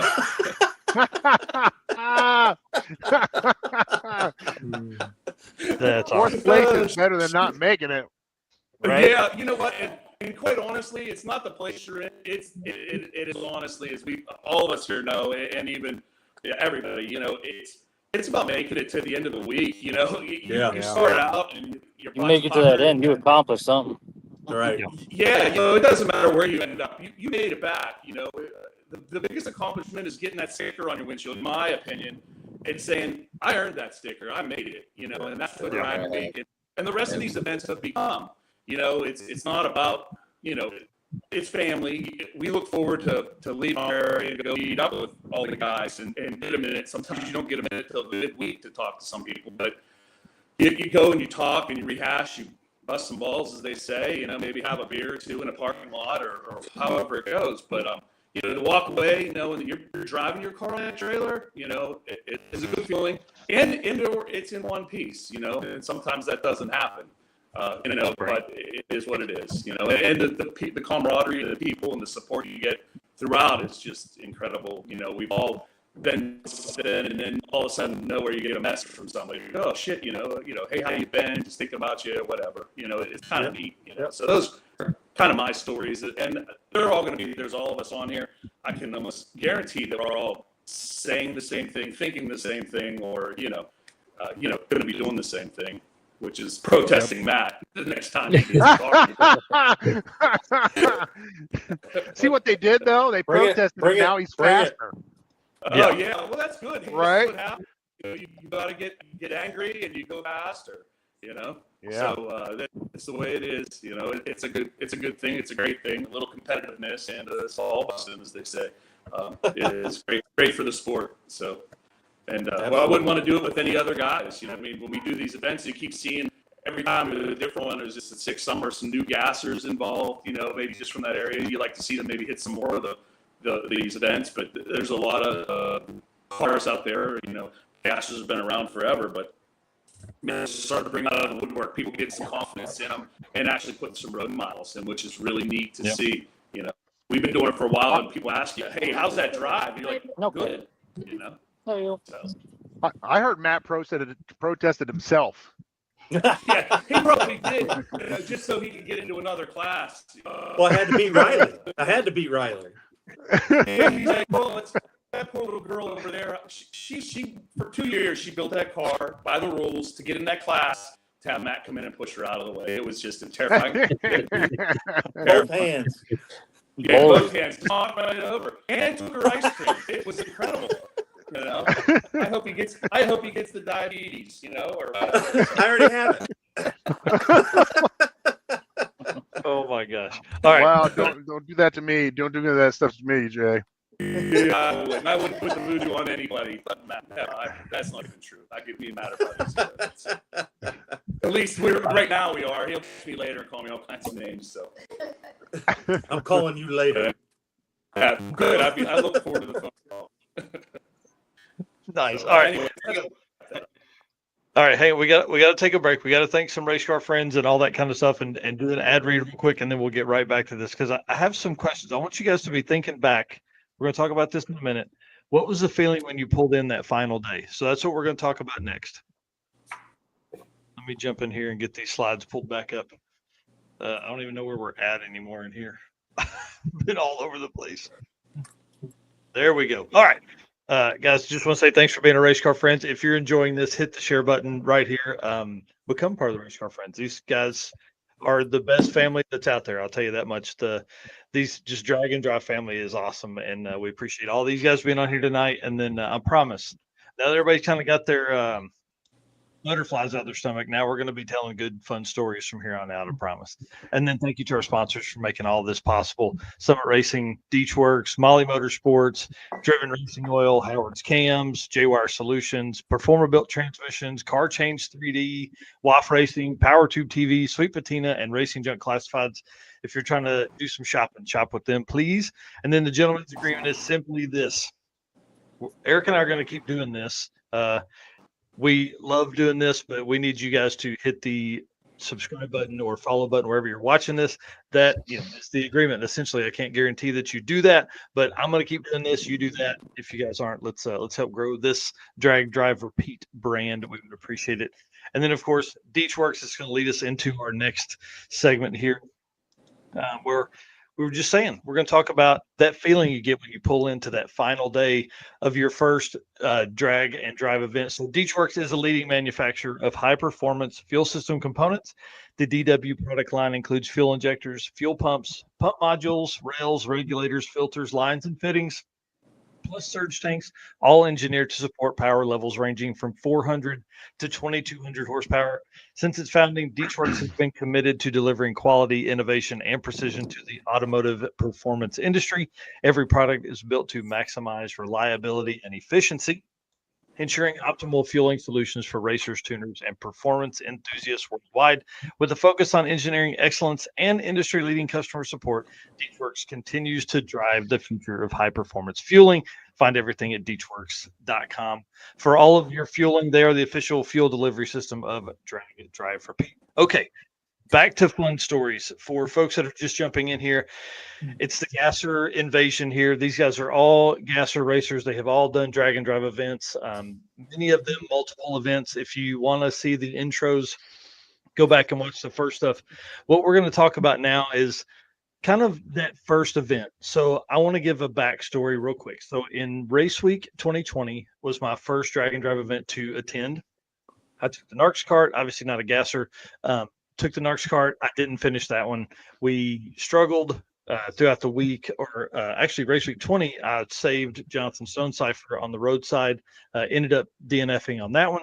My second attempt was Race Week 2021, where we broke the transmission. It just kept getting worse day after day after day, and finally had to park it and jump in another car and ride home, completely missing the last day. So, Sick Week 2022, I got to ride with Justin Chestnut, who is in a Model A sedan with a blower, small block car. This car is a ton of fun. Big shout out to Justin for moving to Florida from my local area here in Northwest Arkansas and allowing me to come down. Him and I had never met in person, had been to some of the same car shows, all that kind of stuff.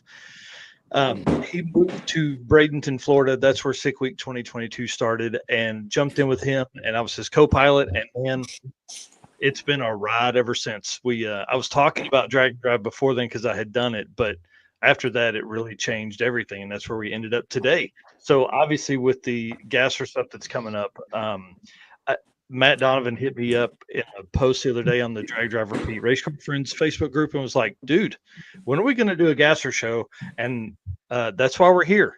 So I love having you guys on. I love hearing these stories, but I want to know, when you pulled in that final day from your first event to finish, what's that feeling? How can you describe that to people that are out there? Relief. Yeah. Relief. I wanted to hug everyone. I wanted to run around saying, we made it. We made, you know, because we had some struggles throughout the week, but man, it was an amazing feeling, and to see all those people pulling back in really made, it just warms your heart to say it in another way. I know that first one when we pulled in, it was like, oh my God, we're pretty much freaking retarded, but that was awesome, and need to go sleep for about 2 weeks. Yeah, that's for sure. The sleep doesn't even make sense for 4 days after the event. Like, no.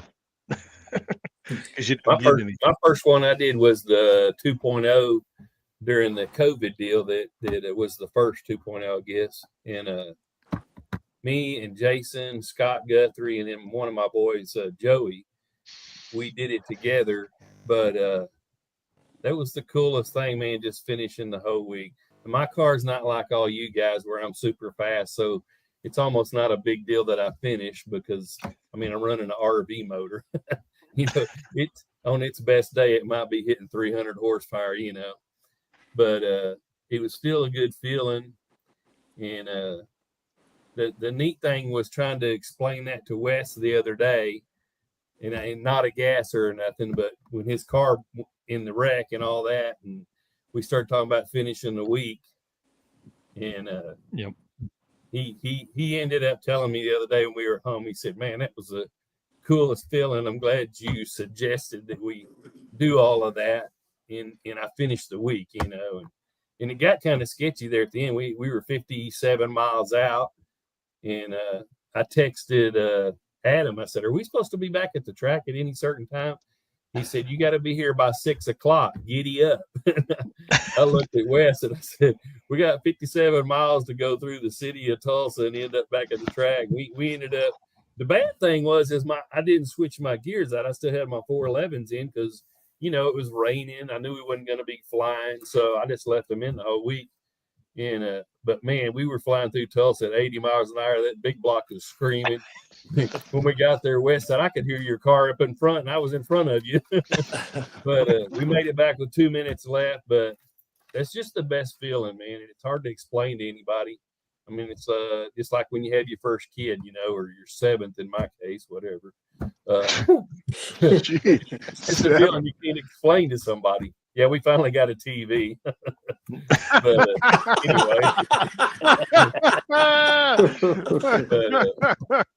anyway, it's always a good feeling getting back. And I've only not made it on one of them, and that was rear end trouble. And I couldn't find the parts down there in Florida at Sick Week that time. But anyway, yeah, it's hard to explain that feeling, man. I think it's kind of sad, when you get back on the last day. It's you're joyful because you're back, and you made it, and the car's still in one piece, hopefully, and not taped together and band-aided, but you realize it's over. You gotta make one more pass, or maybe you're in a shootout or lucky enough to make a couple passes, but in 10, 12 hours, you're going to be, having some pizza, drinking some beers, watching people get some awards, and then it's done. You're going to load up and go home. Yeah. That's the sucky part for me. Yep. I look forward to it for, however long the event's going to be, however many months it is till I get there. For me, a lot of the fun is in the preparation to even get there. But it's the last day that it's just kind of like, damn, this sucks. I got to go back to reality. Yeah. Yeah, I get that feeling at the last route stop. Yeah. You're making that last drive. It's typically, 20 to 50 miles from the track, and you're just kind of like, dang, I'm not going to see cool cars at each gas station and restaurant when I tomorrow, you know? Right. And even when you're changing the car over on the last day or the last morning, the sense of urgency that you had from, Monday, Tuesday, Wednesday, Thursday, or, Mhm. if it's a 3-day event, Thursday, Friday, Saturday, or what have you, the sense of urgency isn't even there anymore. It's more relaxed atmosphere. Maybe the fast cars are going later in the day. And, it's just kind of like, it's a somber feeling that, this is all going to end. And it just drives you, or for me anyways, it just drives me to work harder so I can make more events. Mhm. Or I can share my experience with everybody on the Book of Faces and can hang out with all you guys and everything when I can't be there. But it's just it's for me, it's just kind of it's a bummed out deal. It's over, it's fun. Oh sure, we got a plaque or a trophy, that's great, but I'd rather do 3 more days of this. Yeah. It takes It's me like, about a week getting back like- home to not be looking for other racers, or you see a trailer and you're trying to catch Yeah. up to the trailer to Oh, see the- what's in front of Damn it. you all Right. trailers, man, every Right. time. it's Yeah, like Stockholm syndrome. yeah, yeah. Exactly Get right. tortured and you want more. Yeah. Yeah. And then Yeah. and then you get done, and in our case, like say sick week, we've got almost 2,000 miles to drive home, and then you got all that time to think about everything you just went through, and it's almost, I don't want to, it's like borderline depression, it's kind of Yeah. like, dang, this sucks, it's over with. The hangover is for real. It is absolutely is. And then you got And it- people, like, I don't know, let's say Jay, that just provokes you constantly and pushes all your right buttons. Hey, Matt. But Yeah. it's Matt. also Oh, true, and then we got Captain Orange Helmet over here. yeah. Yep. I have to lock this up at night so Matt doesn't come steal it from me. I didn't tell you I was coming next weekend, and I'm taking that home with me. The common thing you can tell everybody who's not done it before is if you ever do one, you'll not ever want to miss another one. That's Yeah. exactly Just, right. I don't know. It's weird how it just gets all in you like that. Exactly Yep. right. It'll change your life, and people think we just say that, but it does. Kind of screws Yeah, things up all absolutely. the way around. I think there's something about being in a group of like-minded people and all chewing the same dirt. Yeah. You know what I mean? You're all Yep. you're all going through the same struggles. You're all having everybody's got to change their car over. Everybody's got to get something together. Got to get better gas in it. You all have this list of stuff, and you're all following the route, and you're all staying at the same shitty hotels, and you're all, at the same track, at the same heat, the same, all the same stuff. So by the end of the week, you're all buddies, your family. Right. And, Yep. and Yep. keeping in mind the cars that we run, the GASSER class, these things are not meant to go down the street straight, let alone go down the street straight at 55 or 60 mile an hour pulling a trailer, Or the tail of the dragon. That's going to be a blast. That's gonna going to be be a blast. 6-point turnarounds for me. I don't know how sharp your guys' car turns, but mine don't turn sharp at all. Yeah. I'm going to put 2 brake pedals in it so I can just Yeah. left turn, right turn. Yeah. You may have to. Like Six bulldozer. Smokies is Six Smokies is going to be interesting for sure. Who's saying 80 cars are signed up? Who's that saying that a minute ago? 80 gassers. 80 gassers. There's Finnegan 80, saying that. the number that I have also been told, and it's a reliable source, is we're right at 80 gassers right now. Wow. Wow. Does it rhyme with Derek Putnam? Man, that's a lot. Can you That's see a those lot. going down Nashville? How awesome is that going to be? Oh, Correct. Really And now cool.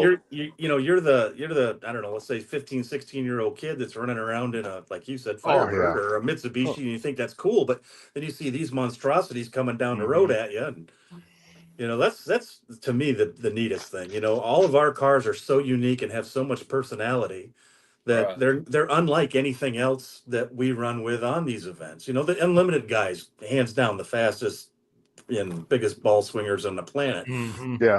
And there's not a bad car in the entire lineup, but when you get to the GASSER class, it just kind of seems like everybody, it's either Unlimited or GASSER, hot rod. They all migrate to the fence. They all migrate to the starting line. They want to see how fast these old pile of shit go, or do you actually drove this for 1,200 miles? What's wrong with you? Yeah. Well, I hate money. And I all don't know the what to tell you. crazy, noisy, smoky gassers. And every Right. car's got a different story on it. Exactly. You know, it's just to me that's the That's what draw, and happened I think that first 2.0 went on. Every time we got to a track, Kyle was there at 1320 waiting. He said every single time he said, "I can't believe y'all made it to another track." right. Hey, we couldn't either. But here we are. Right. Yeah, we're excited too. Hey, Brian. Yeah. So I remember, Like I it was, said, I said today to somebody, I said, most of these unlimited guys, they barely have to. Oh, the only thing they're doing is steer in their car anymore. They have a sensor to do everything now. right, you know? right. Where we still have a right foot is all of our sensors. That's our traction control, our wheelie control. Right. So the fact that we actually shift our cars and still drive these things, I guess, is a testament. That's it. Exactly. I think it was 2016. We're at it was just after the awards assembly, or just before the awards assembly there at National Trail.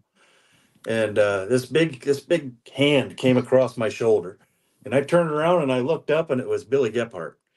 And he's standing beside me. He says, looks at me, and he says, "I've lost a lot of money on you boys this week." And I had no idea who this guy was at the time. And I was like, "Okay." And he says, "Every day we had a dead pool, and every day I pulled you, and every day you showed up at the track." So it was kind of cool, that this guy thought my pile of shit wasn't going to make it to the next day, and he put his own money in the hat, and every day we showed up. So That's awesome. it's pretty cool, and I think a lot of people think that, well, that'll never make it this week. Yeah. How do I get into that pool? Yeah. Yeah. I didn't get any of the money, and obviously Billy lost it, but Yeah. Yeah. Man, Billy did a lot for what we do now, oh yeah, absolutely. It's really He cool. was a golden guy, man. I loved him. Wow. So another question here is, what, in y'all's opinion, outside of your own car, what makes like the perfect gasser? Like, what car would make it? What setup? Like, are we looking for a certain wheelbase? Has it got to be big blocks? Has it got to be stick shift? Like, what's the perfect gasser in y'all's mind?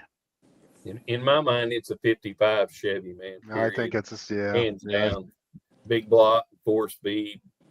Yeah, I mean, I'm a Dennis Ford guy, Dennis but I has agree. a beautiful 55 that I wish he'd get back out. But man, I just fell in love with that thing the first time I saw it. But yeah, 55 Chevy. Yep. I love the Ford 55, but I Ford think guy here, but I agree. I think the quintessential gasser is probably 55 Chevy. So the first car that was a gasser that I fell in love with was from the 1977 or 76 movie Hot Rod, and it was the Primer 41 Willys. Yeah, Willys. And from that point on, yeah. that was 40 always Willys. the car I was after. But touching one of those that's not a reproduction is completely out of the question, which isn't bad. I had a reproduction 41, but that to me will always be the standout as far as a gasser for me. I love the 55. I love the 33 Willys, the Anglias. I mean, you just about anything. I really, really love them. But that Willys that was the one for me. Yeah. Can I change my vote? I think you're right. I think 40 Willys is probably it.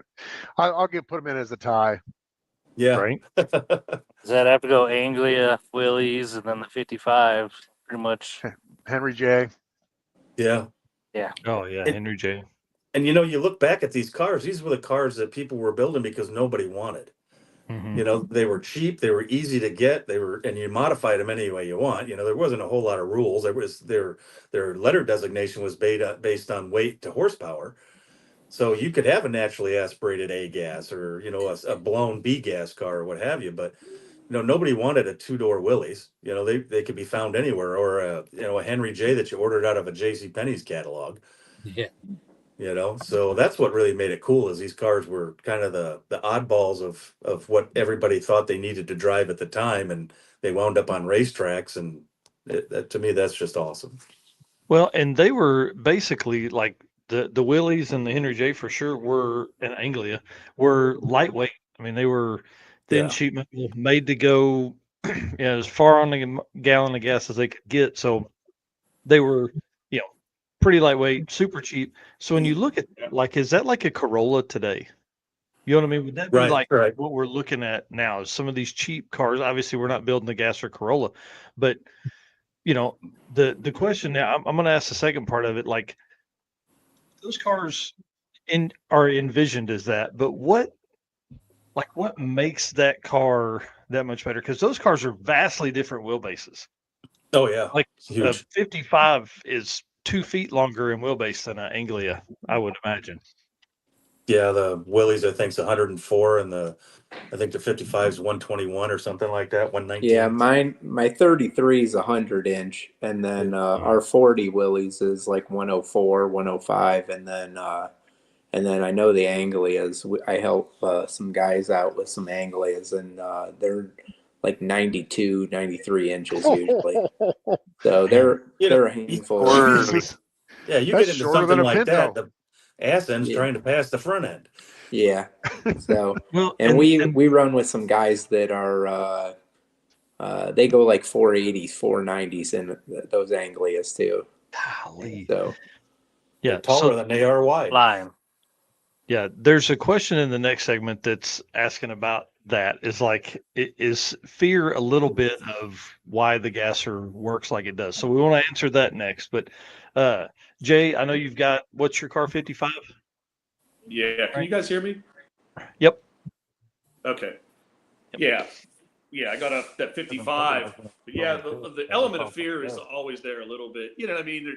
At first they're a little sketchy, but the more passes you put in them, you get comfortable with them, and they're little quirks and what they're going to do.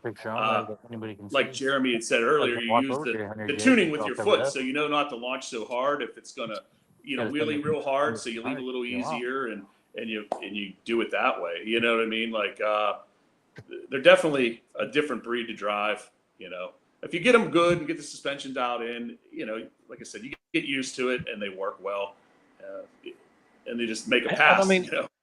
Look, trucks were built on that kind of chassis for a long time. Like up until the 60s, you could still get a solid front axle. Right. I guess you probably still in like a big, a 1-ton truck. Some of them still had solid axle a few years ago. So like the suspension, I guess, is set. It just always looks so violent, man. It always looks so violent. Especially Reggie's. Reggie's is like the back's trying to jump over the front, come around it. It's fun sitting back at the starting line watching Reggie go.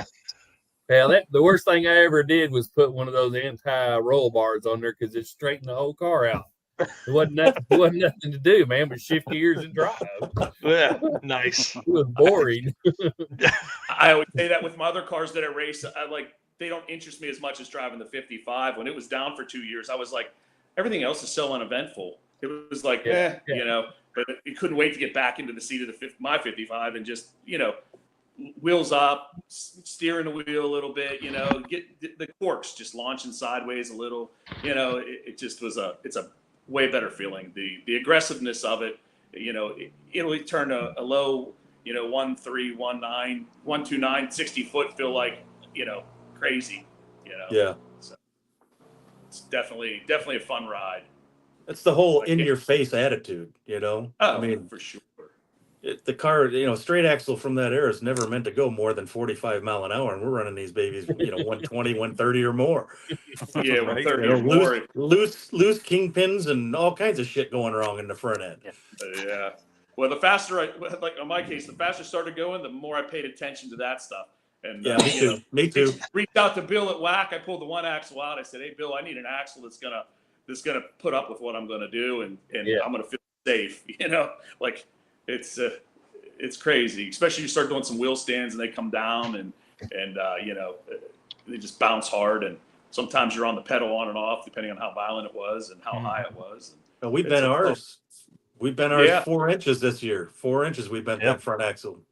Down I've got a nice collection of bent axles stacked up on the wall in the shop. Matt, you drove yours after that, right? Like you did that like halfway through the week or something, right? I did it on test day before the week even started. So that was entirely my fault. I put a MSD 7 Pro 7 or Digital 7 or whatever ignition in it, and I pulled 20 degrees of timing out on the trans brake. But I never looked at the counter when I decided to put it all back in, and the counter was set at 0.8. So as soon as I came off the trans brake, it threw 21 more degrees timing back into the thing, and it stood it straight up onto the trailer hitch. I tried to pedal it, and I grabbed second, but it had coughed because I think the carbs had got some fuel in it or whatever, sloshed some fuel, and it comes slamming down on the ground and bent the front axle 4 inches. So we went back around to the pits. I mean, it steered fine, but the wheels looked funny. So we strapped it to the axle or strapped it to the car trailer, and we used the bottle jack, and we just kept jacking it back and forth till we got it straight enough we could get a 2-inch piece of Schedule 40 pipe behind the axle, and I clamped it with 4 big, huge U-clamps or whatever, and we drove it all week that way. That's awesome. I remember talking in one of the parking lots about that, and you were talking about, man, who were we hanging out with? It was, I'd walked up to somebody else's kind of gathering, and then you pulled in. Anyways, that was at Gainesville, wasn't it? I think so.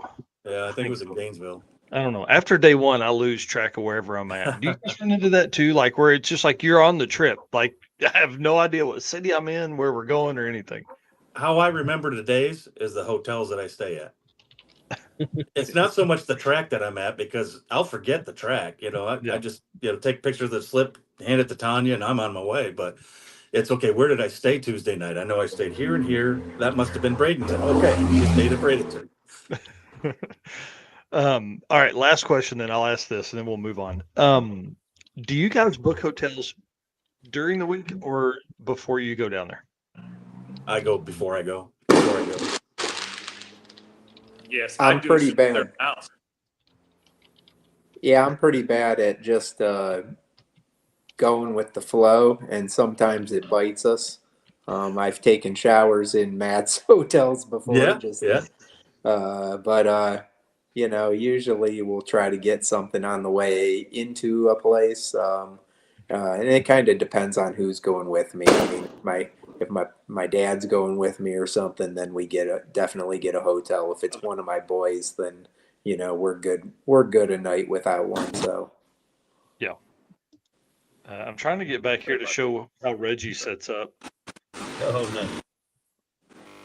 This is how Reggie sets up his hotels. We just, we're low budget, man. And that first year, in order for us to go, we had to camp out. Yeah. And we like camping out anyway, so it was kind of neat, but it was pretty primitive. Now, I made fun of these guys so much the other day on the Mega Week. They're a bunch of glampers, man. They turned into glamping instead of drag racing. I love them all, but man, all of a sudden I've got 13 or 14 of the best friends in the world, man, that we do all this together with, and it's just a blast. I remember that first year though, it was us and maybe 5 or 6 others at each track that would be camping out each night, and then a few more the next one and a few more. And now there's just a lot of people that do it and have a good time, just like Rob and his little camper, man. That's the way to go. And I'm getting ready to have it. I'm hoping I have my teardrop ready for 6 Smokies. And but that little trailer I've been pulling behind there for years now, and it seems to be all I needed. I got hot water on there, and a nice memory foam bed in there. So what else do you need? I'll be coming looking you up. I got a toilet this year. That was pretty cool. We'll come find him. It folds down flat. I'm hoping it don't fold when I'm sitting on it, but yeah, the hotels were nice when the kids were younger. Yeah. Yeah. Now with the camper, dude, you're set. Yeah. These girls still miss the swimming pools though. But more times than not, they were sad because the pool would be closed. I say the pool would always be closed. We get there, can we go to the pool? It's like, I think they probably closed about 5 or 6 hours ago. Yeah, it's 4 a.m. They closed at 10. Yeah. It's always nice to know you got a nice place to lay your head and a nice shower and a place to poop. Yeah. Yeah. I can understand that completely. I like to mix it up. I like to camp a couple nights, and then we'll get hotels every couple nights because I need the Wi-Fi. to be honest, I need a desk I can sit at and edit. So that's typically what what we got to do. So you're probably busier than all of us. It's pretty intense on the media side because you're really never off. Like Right. If there's any downtime, you need to be posting, because we're trying to show as much as we can, hoping that, it puts people in the stands. Eric has a tough on his side because, dude, he'll take 1,500 photos a day. And then, he's trying to go through those 1,500 to take out bad ones and also post up 25 or 30. Right. So, we get to the hotel while you guys are drinking beers in the parking lot or showering. We're up there trying to put in 3 or 4 hours to edit a video. Yeah, that's what I mean. You guys you're working at the track, you're working while you're driving, and then you're working at the hotel. Yeah. That's harder. That's harder work than what we're doing. Yeah. I love it. Now I've just got to do it in a cool car. That's the whole purpose next time is to do it in cool cars. RV. Oh, dude, don't even start with me. Have y'all seen his Winnebago? The 73 Brave? Oh, I'm in lust. Hey, did somebody say they're going to Rock and Race this weekend? Jeremy. Yeah. Jeremy, I'll see you there. Yeah, we're there. Sure. Get there tomorrow morning. We're probably going to go on Saturday just to watch. Are you? Oh, are you? Great. Yeah. How awesome. Cool. Yeah. Look us up. We'll all be there. I want to go do that, but I don't think Don Moyer's going to let me in. Oh, you can run anything you want there.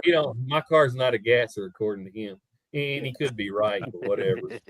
Having fun. I still love the guy, but I don't know. No, there's every kind of car there. So Yep. Yeah, okay. Yeah, it always looks like it's a fun show. Yeah, he's got like 10 bands this year. Wow. So it's going to be a good time. Yeah. I haven't made out of race since it was the old track there, and it was we're just doing fun runs and stuff on that. So I'm looking forward to coming up just to watch what's going on, to see how big it's grown over the last, how long has it been? Like 10 years now he's been doing it there or whatever? The bigger, the new. Yep. So it's going to be, I'm pretty excited. So I might even bring my wife along with me, just to let her see some things. I don't know yet. So she's watching this. So she's sitting here. She's sitting here. I knew she was. To me, I knew she was. Over in the corner. Tanya's going to start throwing shit across there and hitting you right in the head. Yeah, well, I'm having technical difficulty. She's touching everything, pulling plugs, and I'm like, stop. So, all right. Well, all right. Eric's got to bounce. He's got some stuff he's got to get done tonight. So we're going to have him do this final ad read, and then we're all going to hang out right here. Ready? Hit it, dude. All right. Performabuilt is the official transmission builder of Drag Drive Repeat. At Performabuilt Transmissions, the goal is to engineer and build the toughest transmissions on the planet. Performabuilt doesn't just rebuild transmissions. They systematically re-engineer each model to eliminate OEM flaws and to achieve the highest levels of performance. That's why they say their transmissions are not just built, they are Performabuilt. That is right. Ryan Snyder and the team up there are awesome. At Performabuilt. All right, you fellas have fun. Thanks for joining. It's been a good time. Sorry I can't stick around the rest of the night, but you guys will have fun. See you. Thank Great. you. Thank you. Good night, man. Yep. See ya. Man, I appreciate everything he does for us. He's one of the hard. Oh, he's still on here. No, sorry. Let me say that before you could hear it. All right, back to it. So during the Performabuilt segment, I want to talk about the State of the Union for the GASSER stuff, right? But first, I want to talk about this comment right here. Jason Schaefer said, ask him to give advice about how to finish for all the new GASSER newbies that will be at Smokies. So what's a tip? Let's go around. What's the tip that somebody could give to help somebody finish? Build your car using parts that you can get at any auto parts store. For sure. Yeah, the least unique one-off stuff is best. Yeah. If it's, you got to have a solid bottom end, you buy the solid bottom end. But if you got, you don't want to be running exotic carburetors or fuel injection or some one-off intake or some handmade headers or anything that could possibly go wrong that you got to be able to some mechanical fix. injection deal. Yeah, something that 8 stacks sticking out of the hood, But don't use an AOD. That's right. build your car with parts that you can get at an auto parts store, or that you can order readily available at the track the next day. Yeah, or you can find at a junkyard in any small town. Right. We see more failures because it was something that somebody had specially built, or this, billet, billet alternator bracket, and it is the only thing that'll work, but now it's broken and they're out. They can't get any charging. You got to keep it simple. Keep it simple. You can borrow, you got to have stuff that even be more common for the guy at the Right. track to maybe say, Right. buddy, I can help you out because I run. It's common. We got, we can get that anywhere. But Right. yeah, you start. I carry exhaust. I carry more spare parts in my trailer for somebody else than I do myself. I've gone for parts and been like, wait a minute, I've never used that. Oh, I lent that to somebody. Right. And then replaced it. So then I'd borrow it from somebody else, which is great, So but it is what it is. Yeah, that's it. Like Matt said, is make it simple. Keep it really simple. Keep it so parts are available. Look your shit over, man. Like go over, not bolt it. If you think there's something, maybe after the day 2 drive, put some wrenches on it, double check it. Exactly. We run ladder bar setup. I'm always double checking my bolts. I kind of know how many threads are there, and I look them over, just to make sure I'm not backing off. So. That's the biggest, to me, that's the biggest thing. Keep it simple. Keep an eye on your setup and have fun, Yeah, for sure. Have fun is the key. Yeah, it's all fun. None of us are going out there to try to win, the first time out or try to take first place. It's all, let's go out there and have fun. Let's razz each other. Let's have a good time and help each other get to the end, whatever it takes. But yeah, keep it simple, keep it simple and have fun. Yeah. Enjoy the drive. Yeah, absolutely enjoy the drive. When I stop for gasoline, I'll always kick the ladder bars or the hairpins, just go around kicking stuff or pushing on it. And there's been a few times I've found some loose bolts, Right. But just keep an eye on stuff. Catch it before it breaks. Yep. And generally, you're generally only going 1,000, maybe a little over 1,000 miles. It's not that big of a deal. I always say we drive 1,000 miles throughout the year, no matter what. So just keep a good eye on it and make it work. So let me ask you this: if you had 0 miles on your car and you drove it onto the trailer, would it be better to stay home, or are you going to go down? No, you definitely go. Yeah, our first one we did, we drove the car up and down the street like 3 blocks and put it on the trailer and we went. It's good. Yeah. Yes. The car hadn't been on the road in 20 years. Yeah, who hasn't done that? Yeah. I'll tell you, we drove the old truck for for Mega Week. We drove the old truck for the first time in 3 years, and it made it 400 feet down the track. So it had about 80 miles on the street before that, but it was all easy stuff. And you full throttled that thing the first time. Hey, guess what? Shit breaks, man. Right. Now you found the weak link, so that you just build better. Yeah. We put a new motor in it. Yeah. So it made it through the circuit this time. So we're good. Yeah. It made 2 passes. It was perfect. No, it's 100% better. Yeah. All right. So here's what I want to do. I want to talk about the State of the Union within the GASSER community within Drag and Drive, because like Mike Finnegan said earlier, like there's not a ton of cars that typically, like we don't have a 20 car GASSER class, right? Mm-hmm. At the circuit, we combined the GASSER and Hot Rod because we had 6 cars. So the cars are there. So my first question is, like, how great is the recent push for GASSERs in Drag and Drive? And then from there, how do we grow the community? And I like the rules that Matt came up with, Matt and Adam or whoever was behind it. And it seemed like a pretty good deal. And there was options for, if it didn't have a whatever axle, or there was lots of ways to be going through and being a GASSER.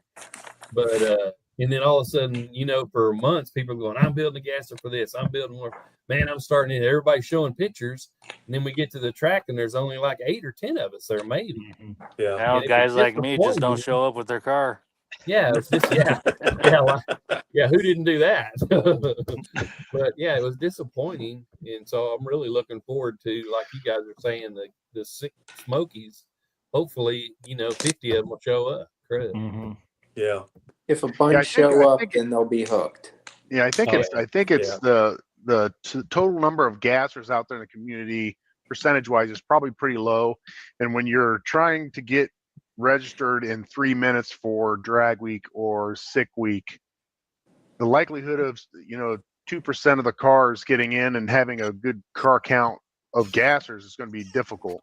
I think with them opening up the window for gassers first made a huge difference. I think of course I'm biased. I think they should open it up early for every event for gassers only, right? I mean, it's absolutely you see X amount of Camaros or Mustangs, modern Camaros or Mustangs filling up the class in if it's Dial Your Own or something like that. That's a lot bigger window. That's a lot bigger pool of cars to fill. And I think it's just because you filling up drag week or sick week in 3 minutes or 1.5 minutes. It's just, you just can't get in there. And I think that opening that up to say, hey, we want gassers at the event. I mean, if you can pull 80 gassers for a special sick event, I mean, you should be able to pull 15 or 20 for a regular event. It's just the fact that you just can't get in there. We've been lucky and been able to get in there for drag week. You know that if you show up, drag week is never filled up ever. And we didn't even register for drag week because we didn't plan on doing it until they announced, the tracks. We just showed up late in that day and got in because only 360 people showed up or something. They'll never turn anybody away either. Drag week, if it's got to go a little over, like you said, it's all the years I've been doing it, however many that is, it's a ton. They've never turned anybody away. It's never filled up. But I would have to say, like last year drag week, in my recollection, I think we had a pretty big gasser filled. It wasn't a ton, but it was more than normal. It was more than the handfuls, and there was a lot of them were getting pretty quick. So I was like, wow, there's a lot of cool cars. So to open it up for the community, I think like Mike had said, it's just it's kind of hard to get them all there because it's not specialty towards them. And I think a lot of guys don't really, I've talked to guys over the years that have gassers like, I wouldn't take mine on a trip like that. I don't know. Yeah, that's what I was going to say. It's like they get a little sketchy about it.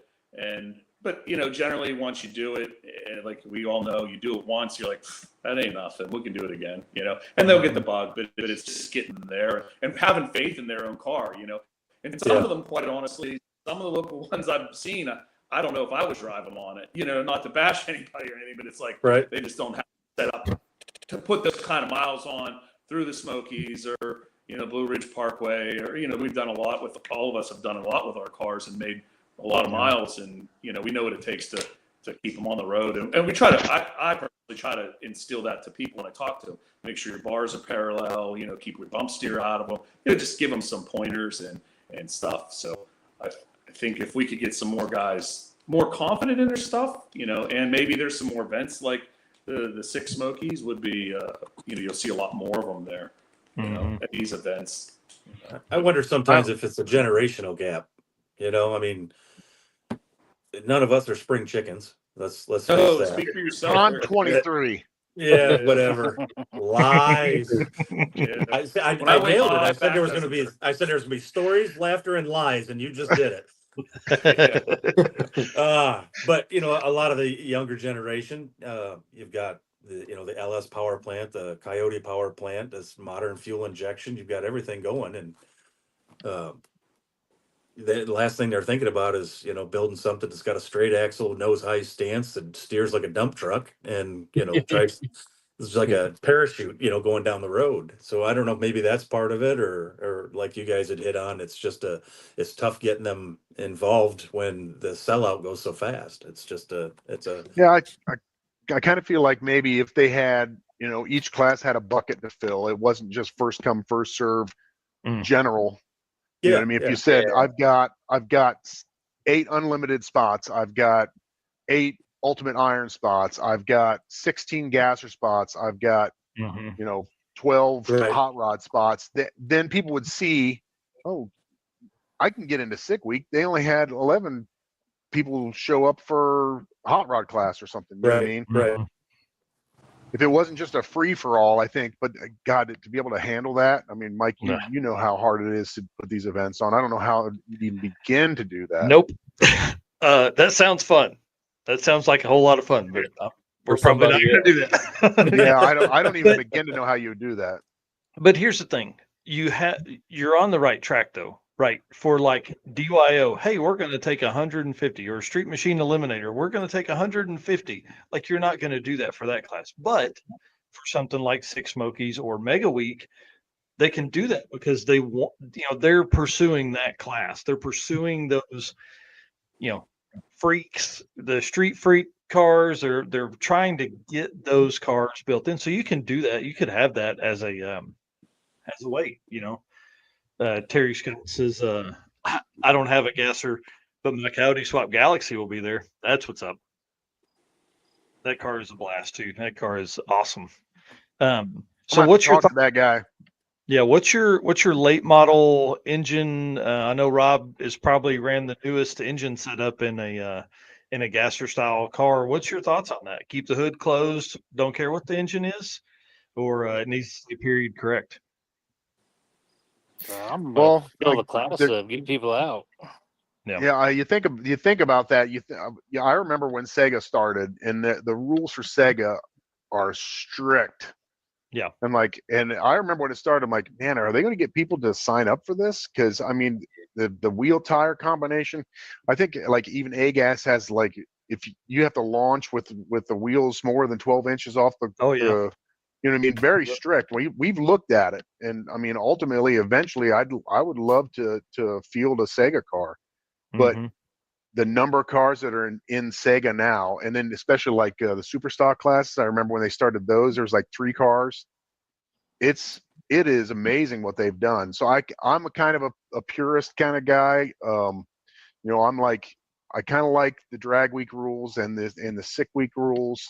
I like the limit on the engines, even though the hot rod drag week rules did limit me on what I could build for the Fairlane when I did decide to build a big block. I mean, I always wanted a Boss 429 engine, but they had 68 or older for the Fords, you know what I mean? And so it kept me from being able to build that engine. That's changed now.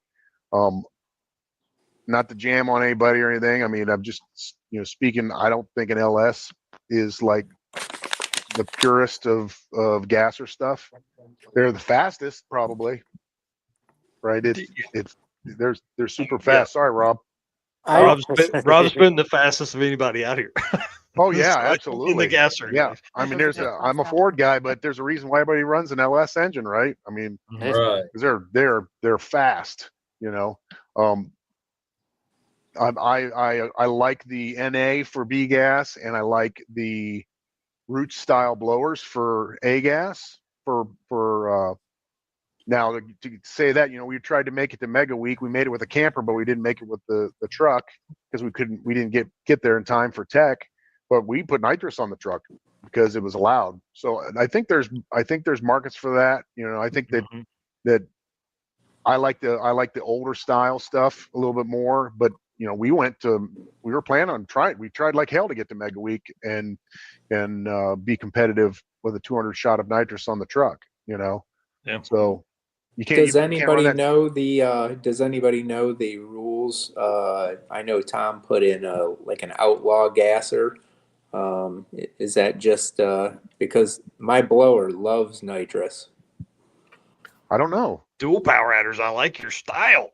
I think probably the outlaw class will be whatever goes. You know what I mean? They're not going to restrict it. So gasser, right.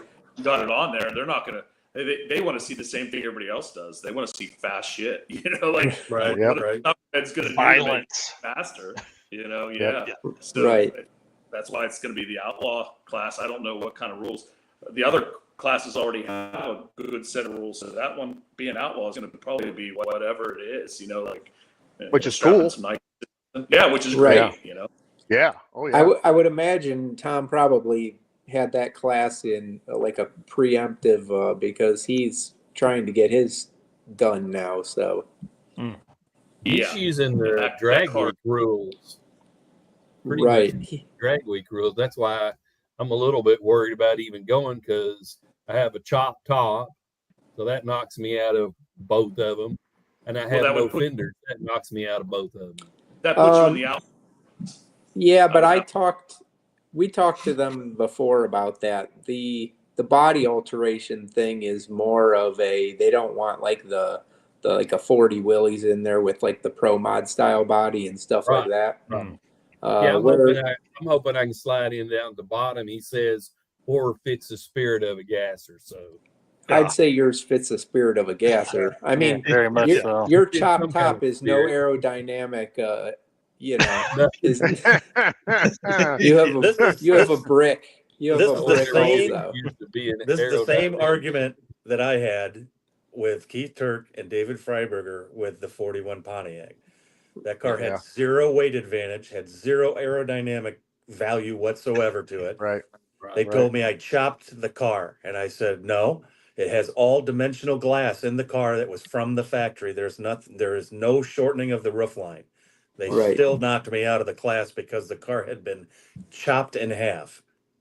I said, that's funny. I've never heard of a car chopped in half. I've heard of them cut in half, but I lost that argument because it still fit. It still fit the spirit of the gasser class.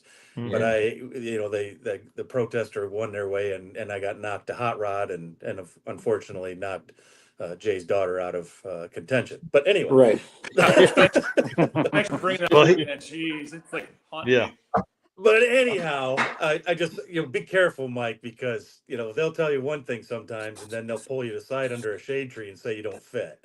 Yeah. So keep I do like what Matt did with Mega Week and making a list, and the number of items you have on that list moves you up on that priority. That I kind of like that setup.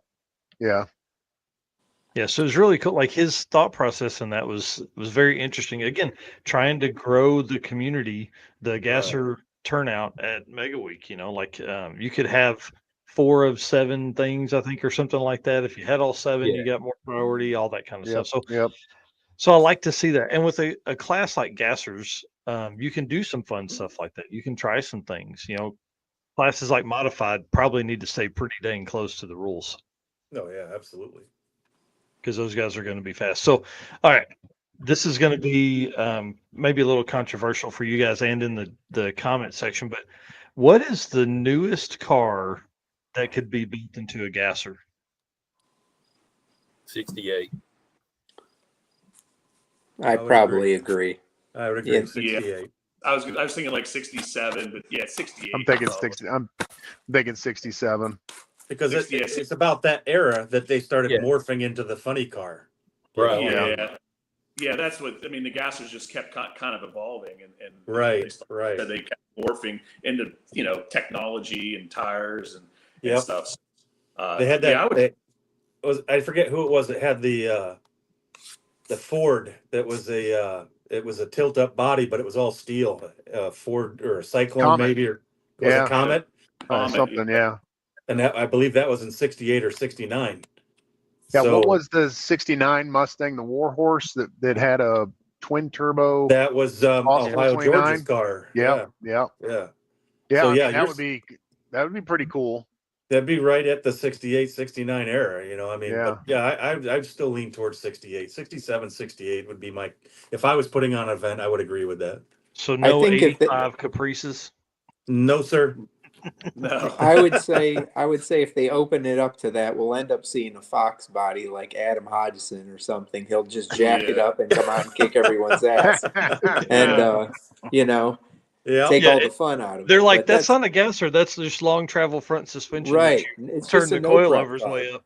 But it looks like a gasser when it's under full throttle. Right. That's right. That's right. True. That's fun. That's fun. All right. So that actually leads into my next question is Finnegan's front suspension. I was hoping he would Oh, put gee, back you're on gonna there go right there? now.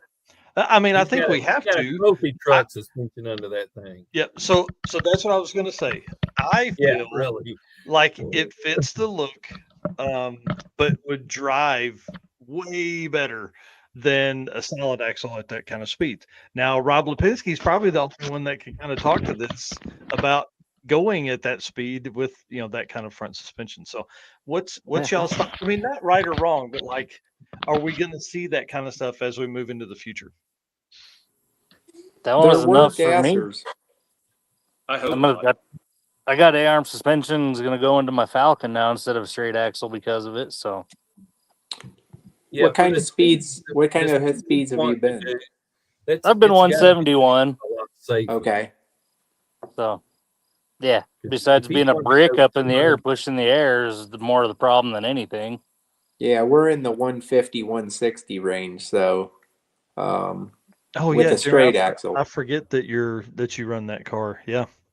So I was gonna say- when I was working for Dennis, we started the build on Tom's Nomad, and I pretty much did all of it up till they started doing the chassis stuff. But I mean, I'm not going to say what the plan is, but it's super trick because he's wanting to go over 200 miles an hour. So I guess that's the argument. If you want to be safe at that speed, you got to change up the whole gasser deal. I don't know. So, I mean, is it still a gasser, or is it just a cool evolution to the gasser? I don't know, man. I That'll think be the- that's where the rule might have to, like that outlaw class that Tom had come up with, that they come with for the Six Smokies is, Yeah. maybe that's where that kind of stuff would fit in at. It's still a great class, but now you're taking a gasser to a whole new level with a whole new thing. Is it still a gasser in spirit? But what are you looking for? You know what I mean? It's like that. It's like limited part. Like you got the regular Mustang, and then you got the limited Mustang. So Yeah. to me, I think that might be where the rule changes, or maybe there's an added class. But then again, that'd only be for one or two cars. So Yeah. it's something that everybody would. It's going to be an argument no matter what. In my opinion, a gasser should have a straight axle. I get some of the safety stuff, but guys have been going really fast with that stuff, and you build for that. I mean, if your car's a brick and you want to go 200 miles an hour with it, well, maybe a gasser isn't the best way to go to begin with. Right. How do you go 200 miles an hour with an 850 cage? Yeah, but you know what I'm saying. But Yeah. there's a limitation to everything. You know what I mean? Like, Yeah. so to me, it's always going to be. I like the old school stuff. I've had front engine I do too. dragsters. Yeah, maybe it ought to be something that you couldn't get before 68, Yeah. Yeah, there were gassers that were A-arm back in the day. Yeah. I mean, but Well, that's kind of where the class started. It was just a Right. gas class and kept evolving. So A-arms were in the mix, but again, then so if you have an original style A-arm car, maybe, and then you got to move to That's the up in the axle. fair lane. You're starting getting into some of that stuff. And I guess I agree too with getting probably the most people in that we can also that at least fit the spirit. Like Mike, Keith came to me at sick week and he said, well, your car's a little bit low. And I said, well, I can raise the shock up. All I have to do is drill one more hole in the, and my car was fairly high in the front end. But he said, but with I had running boards on it, and with the running boards on it, it looked like it had a little bit of a rake to it. So I said, I'll change it. And I said, I told him right there, I said, it was one of those things that Mike's car has, it says fuel injection with, stack or, if you use the fuel injection, it has to be with a stack or a hat. It doesn't, and I love the way, he used it to his advantage. There's injectors in the blower. It doesn't say you can't put injectors in the blower. So I say, totally legal. I want to run him. If I want to beat somebody, I want to beat them at their best, I guess. So I really don't care what they want to do, as long as it fits the spirit. That's awesome. And I mean, I think that's probably those are all the right answers. I think that's one thing that's really cool about Gasser and what we're going to see, what we've seen in the last 50, 60 years of these cars being around, 70 years of these cars being around, is like now you have an entirely new generation of people that are getting introduced to this style. Like, I love how wild a lot of that stuff is. I love how it just looks like something that's not going to be in the parking lot. Yeah. A lot of the cars, like you guys were saying earlier, are, I mean, they're cars, like we're racing regular cars. We're just upgrading them to where they go fast. But the Gassers, I mean, there's not a car, truck, any minivan on the market that has the nose high. Not one. Right. So when you That's pull sort in of the the parking lot, spirit. you see that, yeah, and you go, oh wow, okay, this is interesting. I like this. And then of course, there's probably not a quiet gasser in the bunch. I know not here for sure. But, What? we might see a few at Six Smokies, just some guys kind of out having some fun with them. But I think it's going to be awesome to see what will this year 2025 do for the gasser community within the drag and drive community. Are we going to start seeing 25 and 30 of those show up at an event that have been built purposely to be street cars? Because a lot of times those guys are building them to take them, I would think. I mean, I don't know this gasser community like you guys do, but they're building them to take to vintage shows. They're finding the neat, cool trinkets of vintage technology to put on those cars to show them. Like you would never show up to Sega with late model stuff on your car. But Yeah, I think those guys search that out. They're trying to find that old stuff. I'm looking forward to seeing, I hope, a whole bunch of really nice paint jobs with some old-fashioned lettering, man, some hand lettered and shadowed in there, and some really cool colors. Even though there's not a drop of paint on my car anywhere, I still like to look at that stuff. Yeah. And some really cool lettering, And I think Tom has given us a really good opportunity to show up, Mm-hmm. So I think if we show up, put on a good show, I think hopefully it'll drag some people along. Yeah. That's where the period not being so much period correct, a little more leniency, fitting the spirit.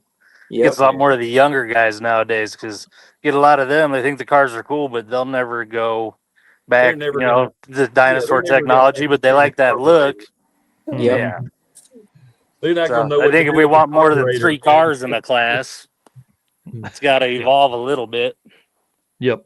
Well, and I'm all you want for period that. correct. That's what Sega's for. They're to the T, period correct, and yeah. And what year are they in now? 7 or 8 or something like that, of hosting their race season. So I mean, like they have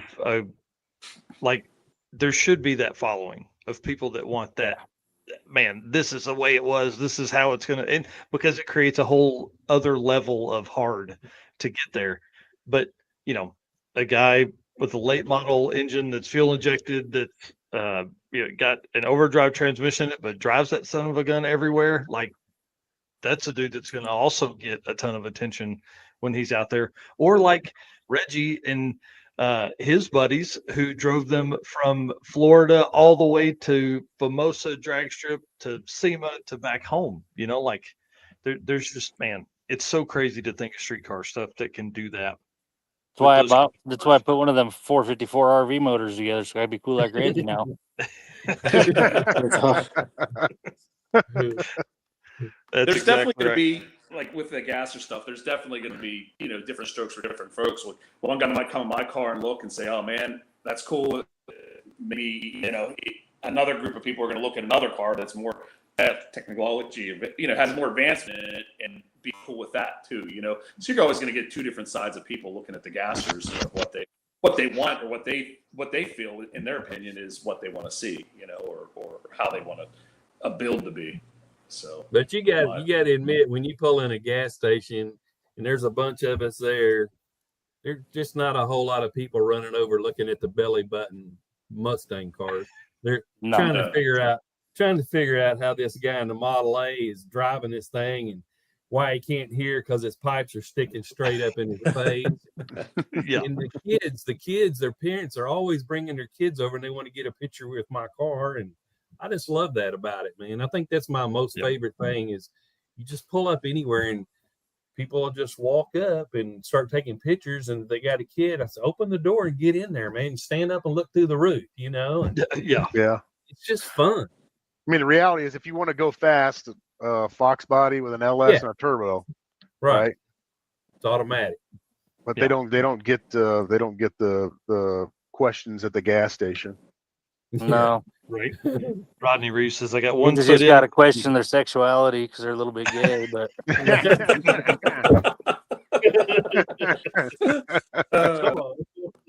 we went there. Well, I want to run through a few photos here while we kind of tell stories as we wrap into what I'm going to call the last 30 minutes here as we say bye to each other.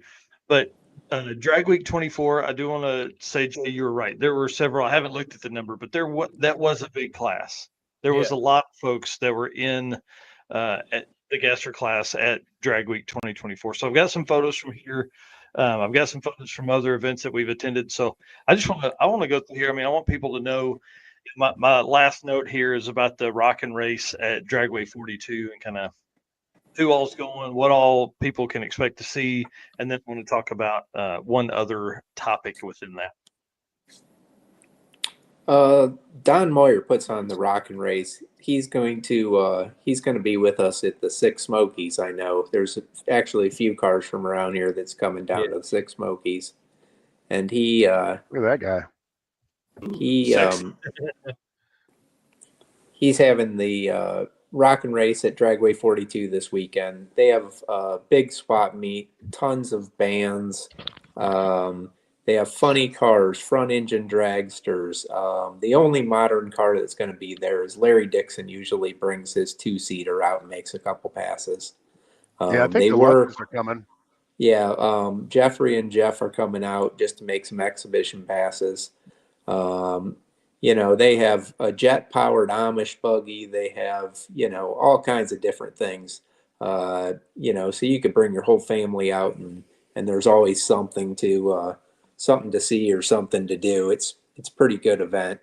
I mean, usually, I mean, they get 500 cars out there, you know, that's and awesome. it's anything from like the old AFX cars.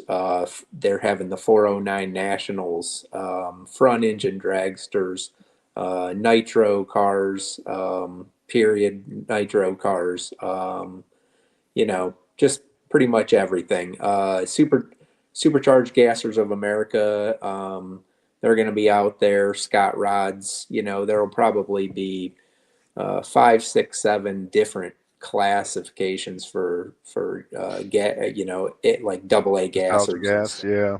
So, and nostalgia gas cars. So it's a pretty cool event. But maybe one we got to add on to the list. I've done it. I've watched a couple of times. This will be the first time racing and actually staying there all week. So look for the I'll have the truck there and the Winnebago. Yeah, we're taking our Henry J down, both of our Willies down, and awesome. Then we have a bunch of cars going down, so should be a good time. So let me run you guys into this topic because this is something that's on my mind all the time. How do you take an event that's 4 days like that, and how do you add in like a drag and drive class? How, you know, that's there. Everybody says we have so many events and it's so crazy. We haven't even tapped that market. Like Tom did a little bit with the NMCA replacement races, but like nobody's really partnered with some races like that. You know, if you were a pretty decent promoter, you could go in and get, I mean, is a successful event 30 or 40 cars and people drive 100 miles a night after they're done racing during the day? You know, or like, I don't know how that race is set up, you know, if it's 2 days of qualifying and 2 days of heads up racing, but like, I mean, there's something there. Yeah, wasn't the plates and 28s pretty popular that they did last year? And they had a drag and drive class. I mean, I don't think I'm not sure how many miles they drove between. Yeah, but I think they pulled it off. Like that. Yeah. Yeah, they pulled it off. I don't know. I think a lot of these big events, though, it's probably the promoters. Like a big event like this, there's so much going on that they would need someone else to take charge and run that section of it, which would but I know that even the weekend, I believe the weekend of Six Smokies, there's one in Ohio, a drag and drive, which is right in our backyard, and we're gonna end up going to Six Smokies. But but we are gonna have a couple cars that are gonna stay back and probably do I think it's called Skips.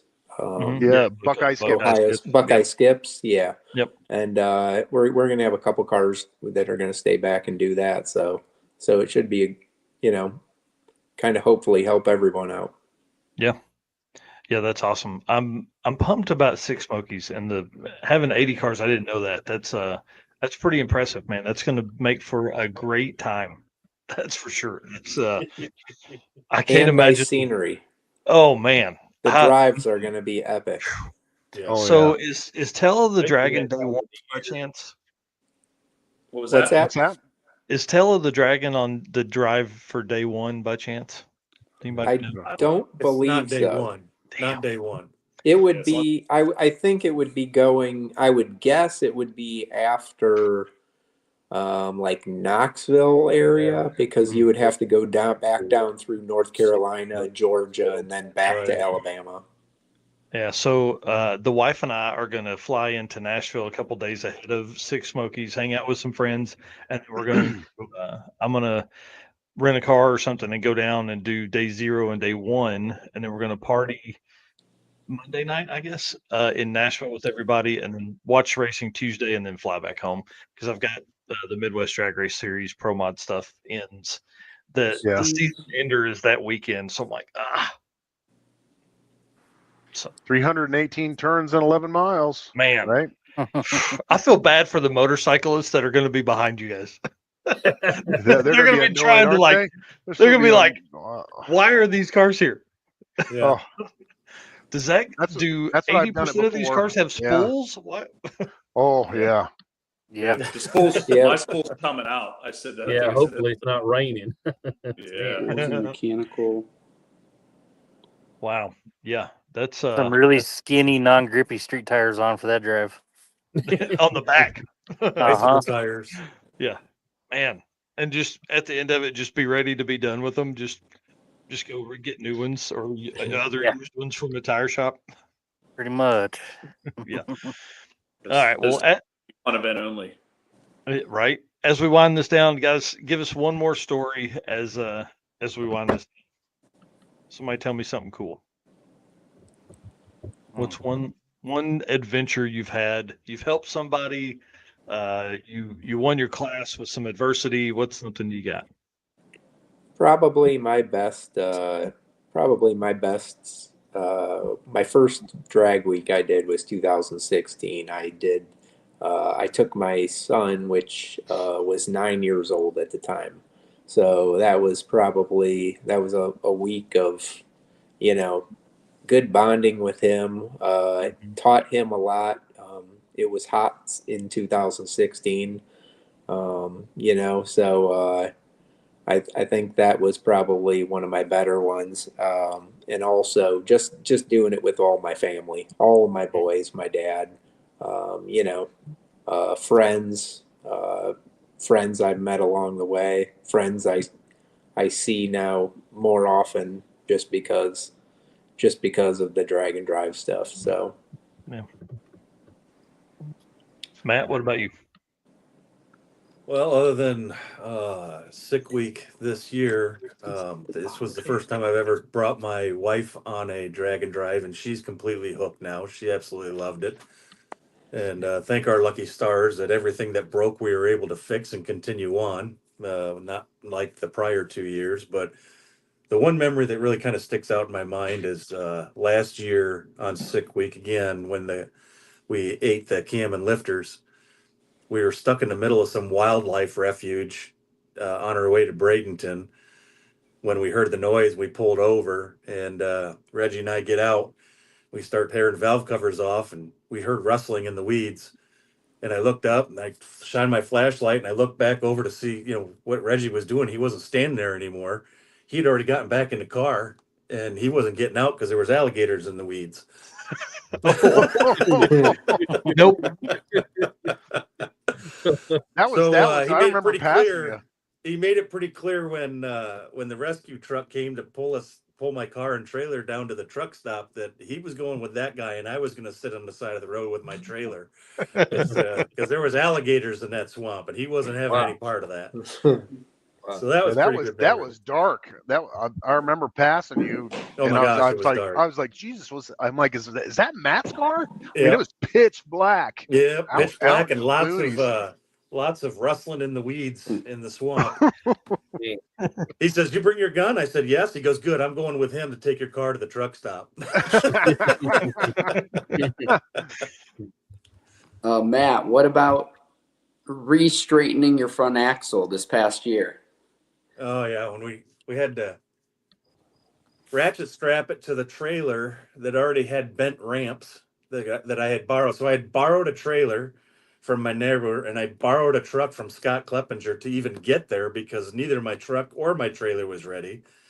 Then we bend the front axle doing the big wheelie. So we strapped it to a bent up trailer, used this 20-ton bottle jack and walked it back and forth on the axle. My daughter and I ran into the hardware store and bought a 2-inch piece of Schedule 40 pipe and 4 U-bolts at the Tractor Supply place and clamped it to the axle and went right back out and drove the damn thing. And then we blew second gear out of it in Gainesville. Gainesville has not been good to me the last couple of years. But we figured out right away how to shift it like a power glide, and we finished the week. But that's awesome. Yeah, Reggie, I know you got some good stuff. Oh, you said controversy. I have some controversy. See this? I don't know if you can see this right here. It says I got first place in the hot rod class, but they wouldn't give me an orange helmet. Yeah, we argued about it. He said, "Well, you didn't win." He started calling it a group then instead of my class, and I said, "Well, it says I'm first place in the hot rod class." But anyway, so that's my gripe with them guys right now. Hey, if it makes you feel better, they're only extra large anyways. It doesn't even fit my head. So it has to stay on the shelf. So here it is. You've got the guy right there on the left that won the whole damn thing. I got fastest one B gas. You got hot rod. Neither one of us got the damn orange helmet. This guy over here's got the orange helmet. Yeah. That's funny. But I'll share it with you guys if it makes you feel better, though. You'll never get it back. But my good story, I guess, because it was so recent, was this mega race, last month or whenever it was. The coolest thing, and I don't know if you guys have experienced this, but two of my youngest boys were there with me the whole week, and it was such fulfilling. I haven't figured out a word yet, but watching them all week run side by side and just having a blast. Both of them were duking it out with each other, and they just had a good time together. And then I'm just sitting here watching them just going down the track side by side, and they weren't. That's what was cool was they weren't. That one of them was running a 12:18, and the other was running a 12:5. So they were pretty much right beside each other the whole time. Every time they would run. That's awesome. It was so gratifying. I don't know what the word was, man. It was just good, man. Yeah. So far, that's been my absolute best experience in this whole thing. Was just watching them that whole week. That's awesome. Yeah, it was good. Jay, give it to us, man. I would have to say my worst finish, but still placing, would be 2021 when I piled the car up at US 131. Hit the wall about 130 plus miles an hour, wheeled off the end. Everybody comes running down, the crew, and they're like, "You okay?" Blah, blah, blah, And I'm like kind of pissed off for a second, but I thought to myself, wait a minute, that happened after the finish line, right? And the guy from the shack says, "Yeah." I said, "Did I get a time slip?" And he's like, yeah, it's back at the shack. And he's looking at me in amazement. And I said, well, that means I finished the week. I won my class. I still took second place. This is awesome. And they were like just totally blown away that I was more excited. I still got my slip. I just piled the 55 completely up. It's a ball of shit. And I'm worried about that time slip so that I finished the week and got my second place. And, you know, with the finished it out because it was off the track, went down, turned my slip in, ended the week then, and loaded the car up. But it was just funny to see like the excitement that I had just because I finished the week. You know, it was, yeah, I ruined a perfectly good car, but it was, I still got my second place and finished the week. So it's probably one of my biggest, you know, I don't know, it wasn't an accomplishment or anything, but it was like, okay, well, at least I still finished. I didn't have to break down through the week and go get my trailer. I made it to the end, literally made it to the end. So, and that car came back drag week of 24. Yeah, it came back. And you're like a movie star. You're on. Yeah, he is. I wanted to have my redemption at US 131, and you know, like just to make a nice solid pass. And it started out the same way as it started out in 21. The guy in front of me broke. I watched because I was in the water box. I watched Goldstone wipe out, and I was like, oh man, they backed me out of the box. So the guy in front of me this time breaks his car, oils the track down, backed me out of the box. I was thinking, oh shit, this is exactly how it started last time. But I made my pass, and the car's working the same as it did back then. You know, right off the trailer, you know, 982 and running its 980s, and it was good enough for naturally aspirated for me. So, but that was my, that's probably like, I mean, there's a bunch of stories here and there, but that was a pretty good one to finish the week and still take my award, you know? Yeah, that's awesome. Yeah. Mike? I'd probably start with 2019, our first event. And, you know, we went in with the mindset, we just want to survive. And we struggled, and we survived. And I just remember the last day, made our pass, and then I'm driving back to where we're pitted at, you know, and I pull in, and they said, they just announced you got third in B-Gas. I'm like, what? How the heck did I get third in B-Gas? Well, because nobody else survived. I'm like, all right, I'll take that. You know, 15-second average because we struggled so bad. But, and then just like, I mean, the next year they used the Fairlane, like for the announcement for the next year drag week tracks, and just the fact that like people are kind of getting what we're trying to do with the cars, you know what I mean? They're kind of like, yeah, man, you know, Mike Galimi, he interviewed us that for drag week 2019. So people kind of dig our stuff, you know, so that's kind of like, you know, and we just had the truck, you know, the last race that Dad's ever going to do, his health is failing, was drag week 2024, and he didn't make it the whole way. He's still with us. He just got really ill from the heat and everything. But they put the truck in the Sick magazine last month or last issue from all the pictures and stuff they took of me and him at Sick Week in 2024. So cool. You know, that's cool. That kind of stuff's important to me, you know, making memories. Probably another big part of that is, you know, really getting to know my dad as somebody other than just my dad. Mm-hmm. You know what I mean?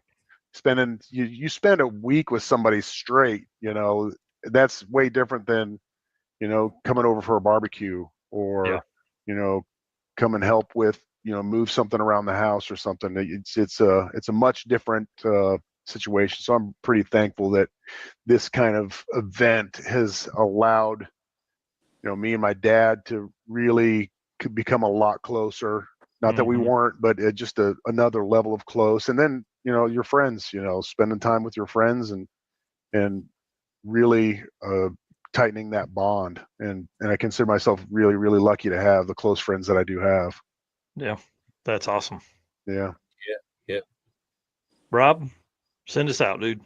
Yeah, I'm kind of going to have to roll with Reggie on this one. Like this year, not having my car for Mega Week, but it was all right because with both the girls racing this year, McKenna, her first time racing solo by herself, running 14-0, being out of Junior Street, and then Skyla starting Junior Street this year. So just being able to be there and help them get through and not have to worry about my junk, it was a whole good time. That's awesome. That's Yeah, and I awesome. didn't have time to mess with my car, even if I wouldn't have, because I'd get Get a bug. McKenna up because Junior Street ran right after 14-0. So I'd get McKenna through. I'd have to get her up there so she get the front of the line. So we'd go stage. That way I'd have time to get her through the water, up to the Yeah. line. And then I'd be up there with my helmet and I'd run back to the staging lanes and Skylar'd be driving around the corner by herself. And I'd jump in the car so we could get up there and make her run. How cool. Man, that's awesome. Well, y'all, I want to say thank you for coming on tonight. I appreciate you guys spending nearly 3 hours with me here. And Eric obviously was on here for a good while too. You know, we appreciate you guys doing this. This was, you know, I think it come about late last week. Big shout out to Matt Donovan for doing that. Yeah, big You know shout what I out to mean? Matt. A lot of times for folks that are watching this, if you have some stories you want to tell, you need to tell me. You know, like that's really how this happened.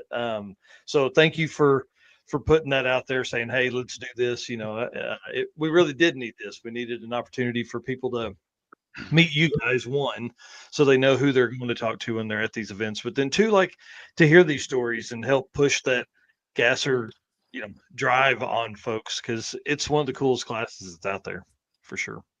I agree. That definitely. We agree. Most definitely. Yeah. So I'll say this, I'm going to put you guys all backstage, but then hang out with me for a minute because I want to talk. But we're not going to talk for an hour after we end this, I promise. Thank God. Thanks, Mike. I still have to pack for a rockin' race.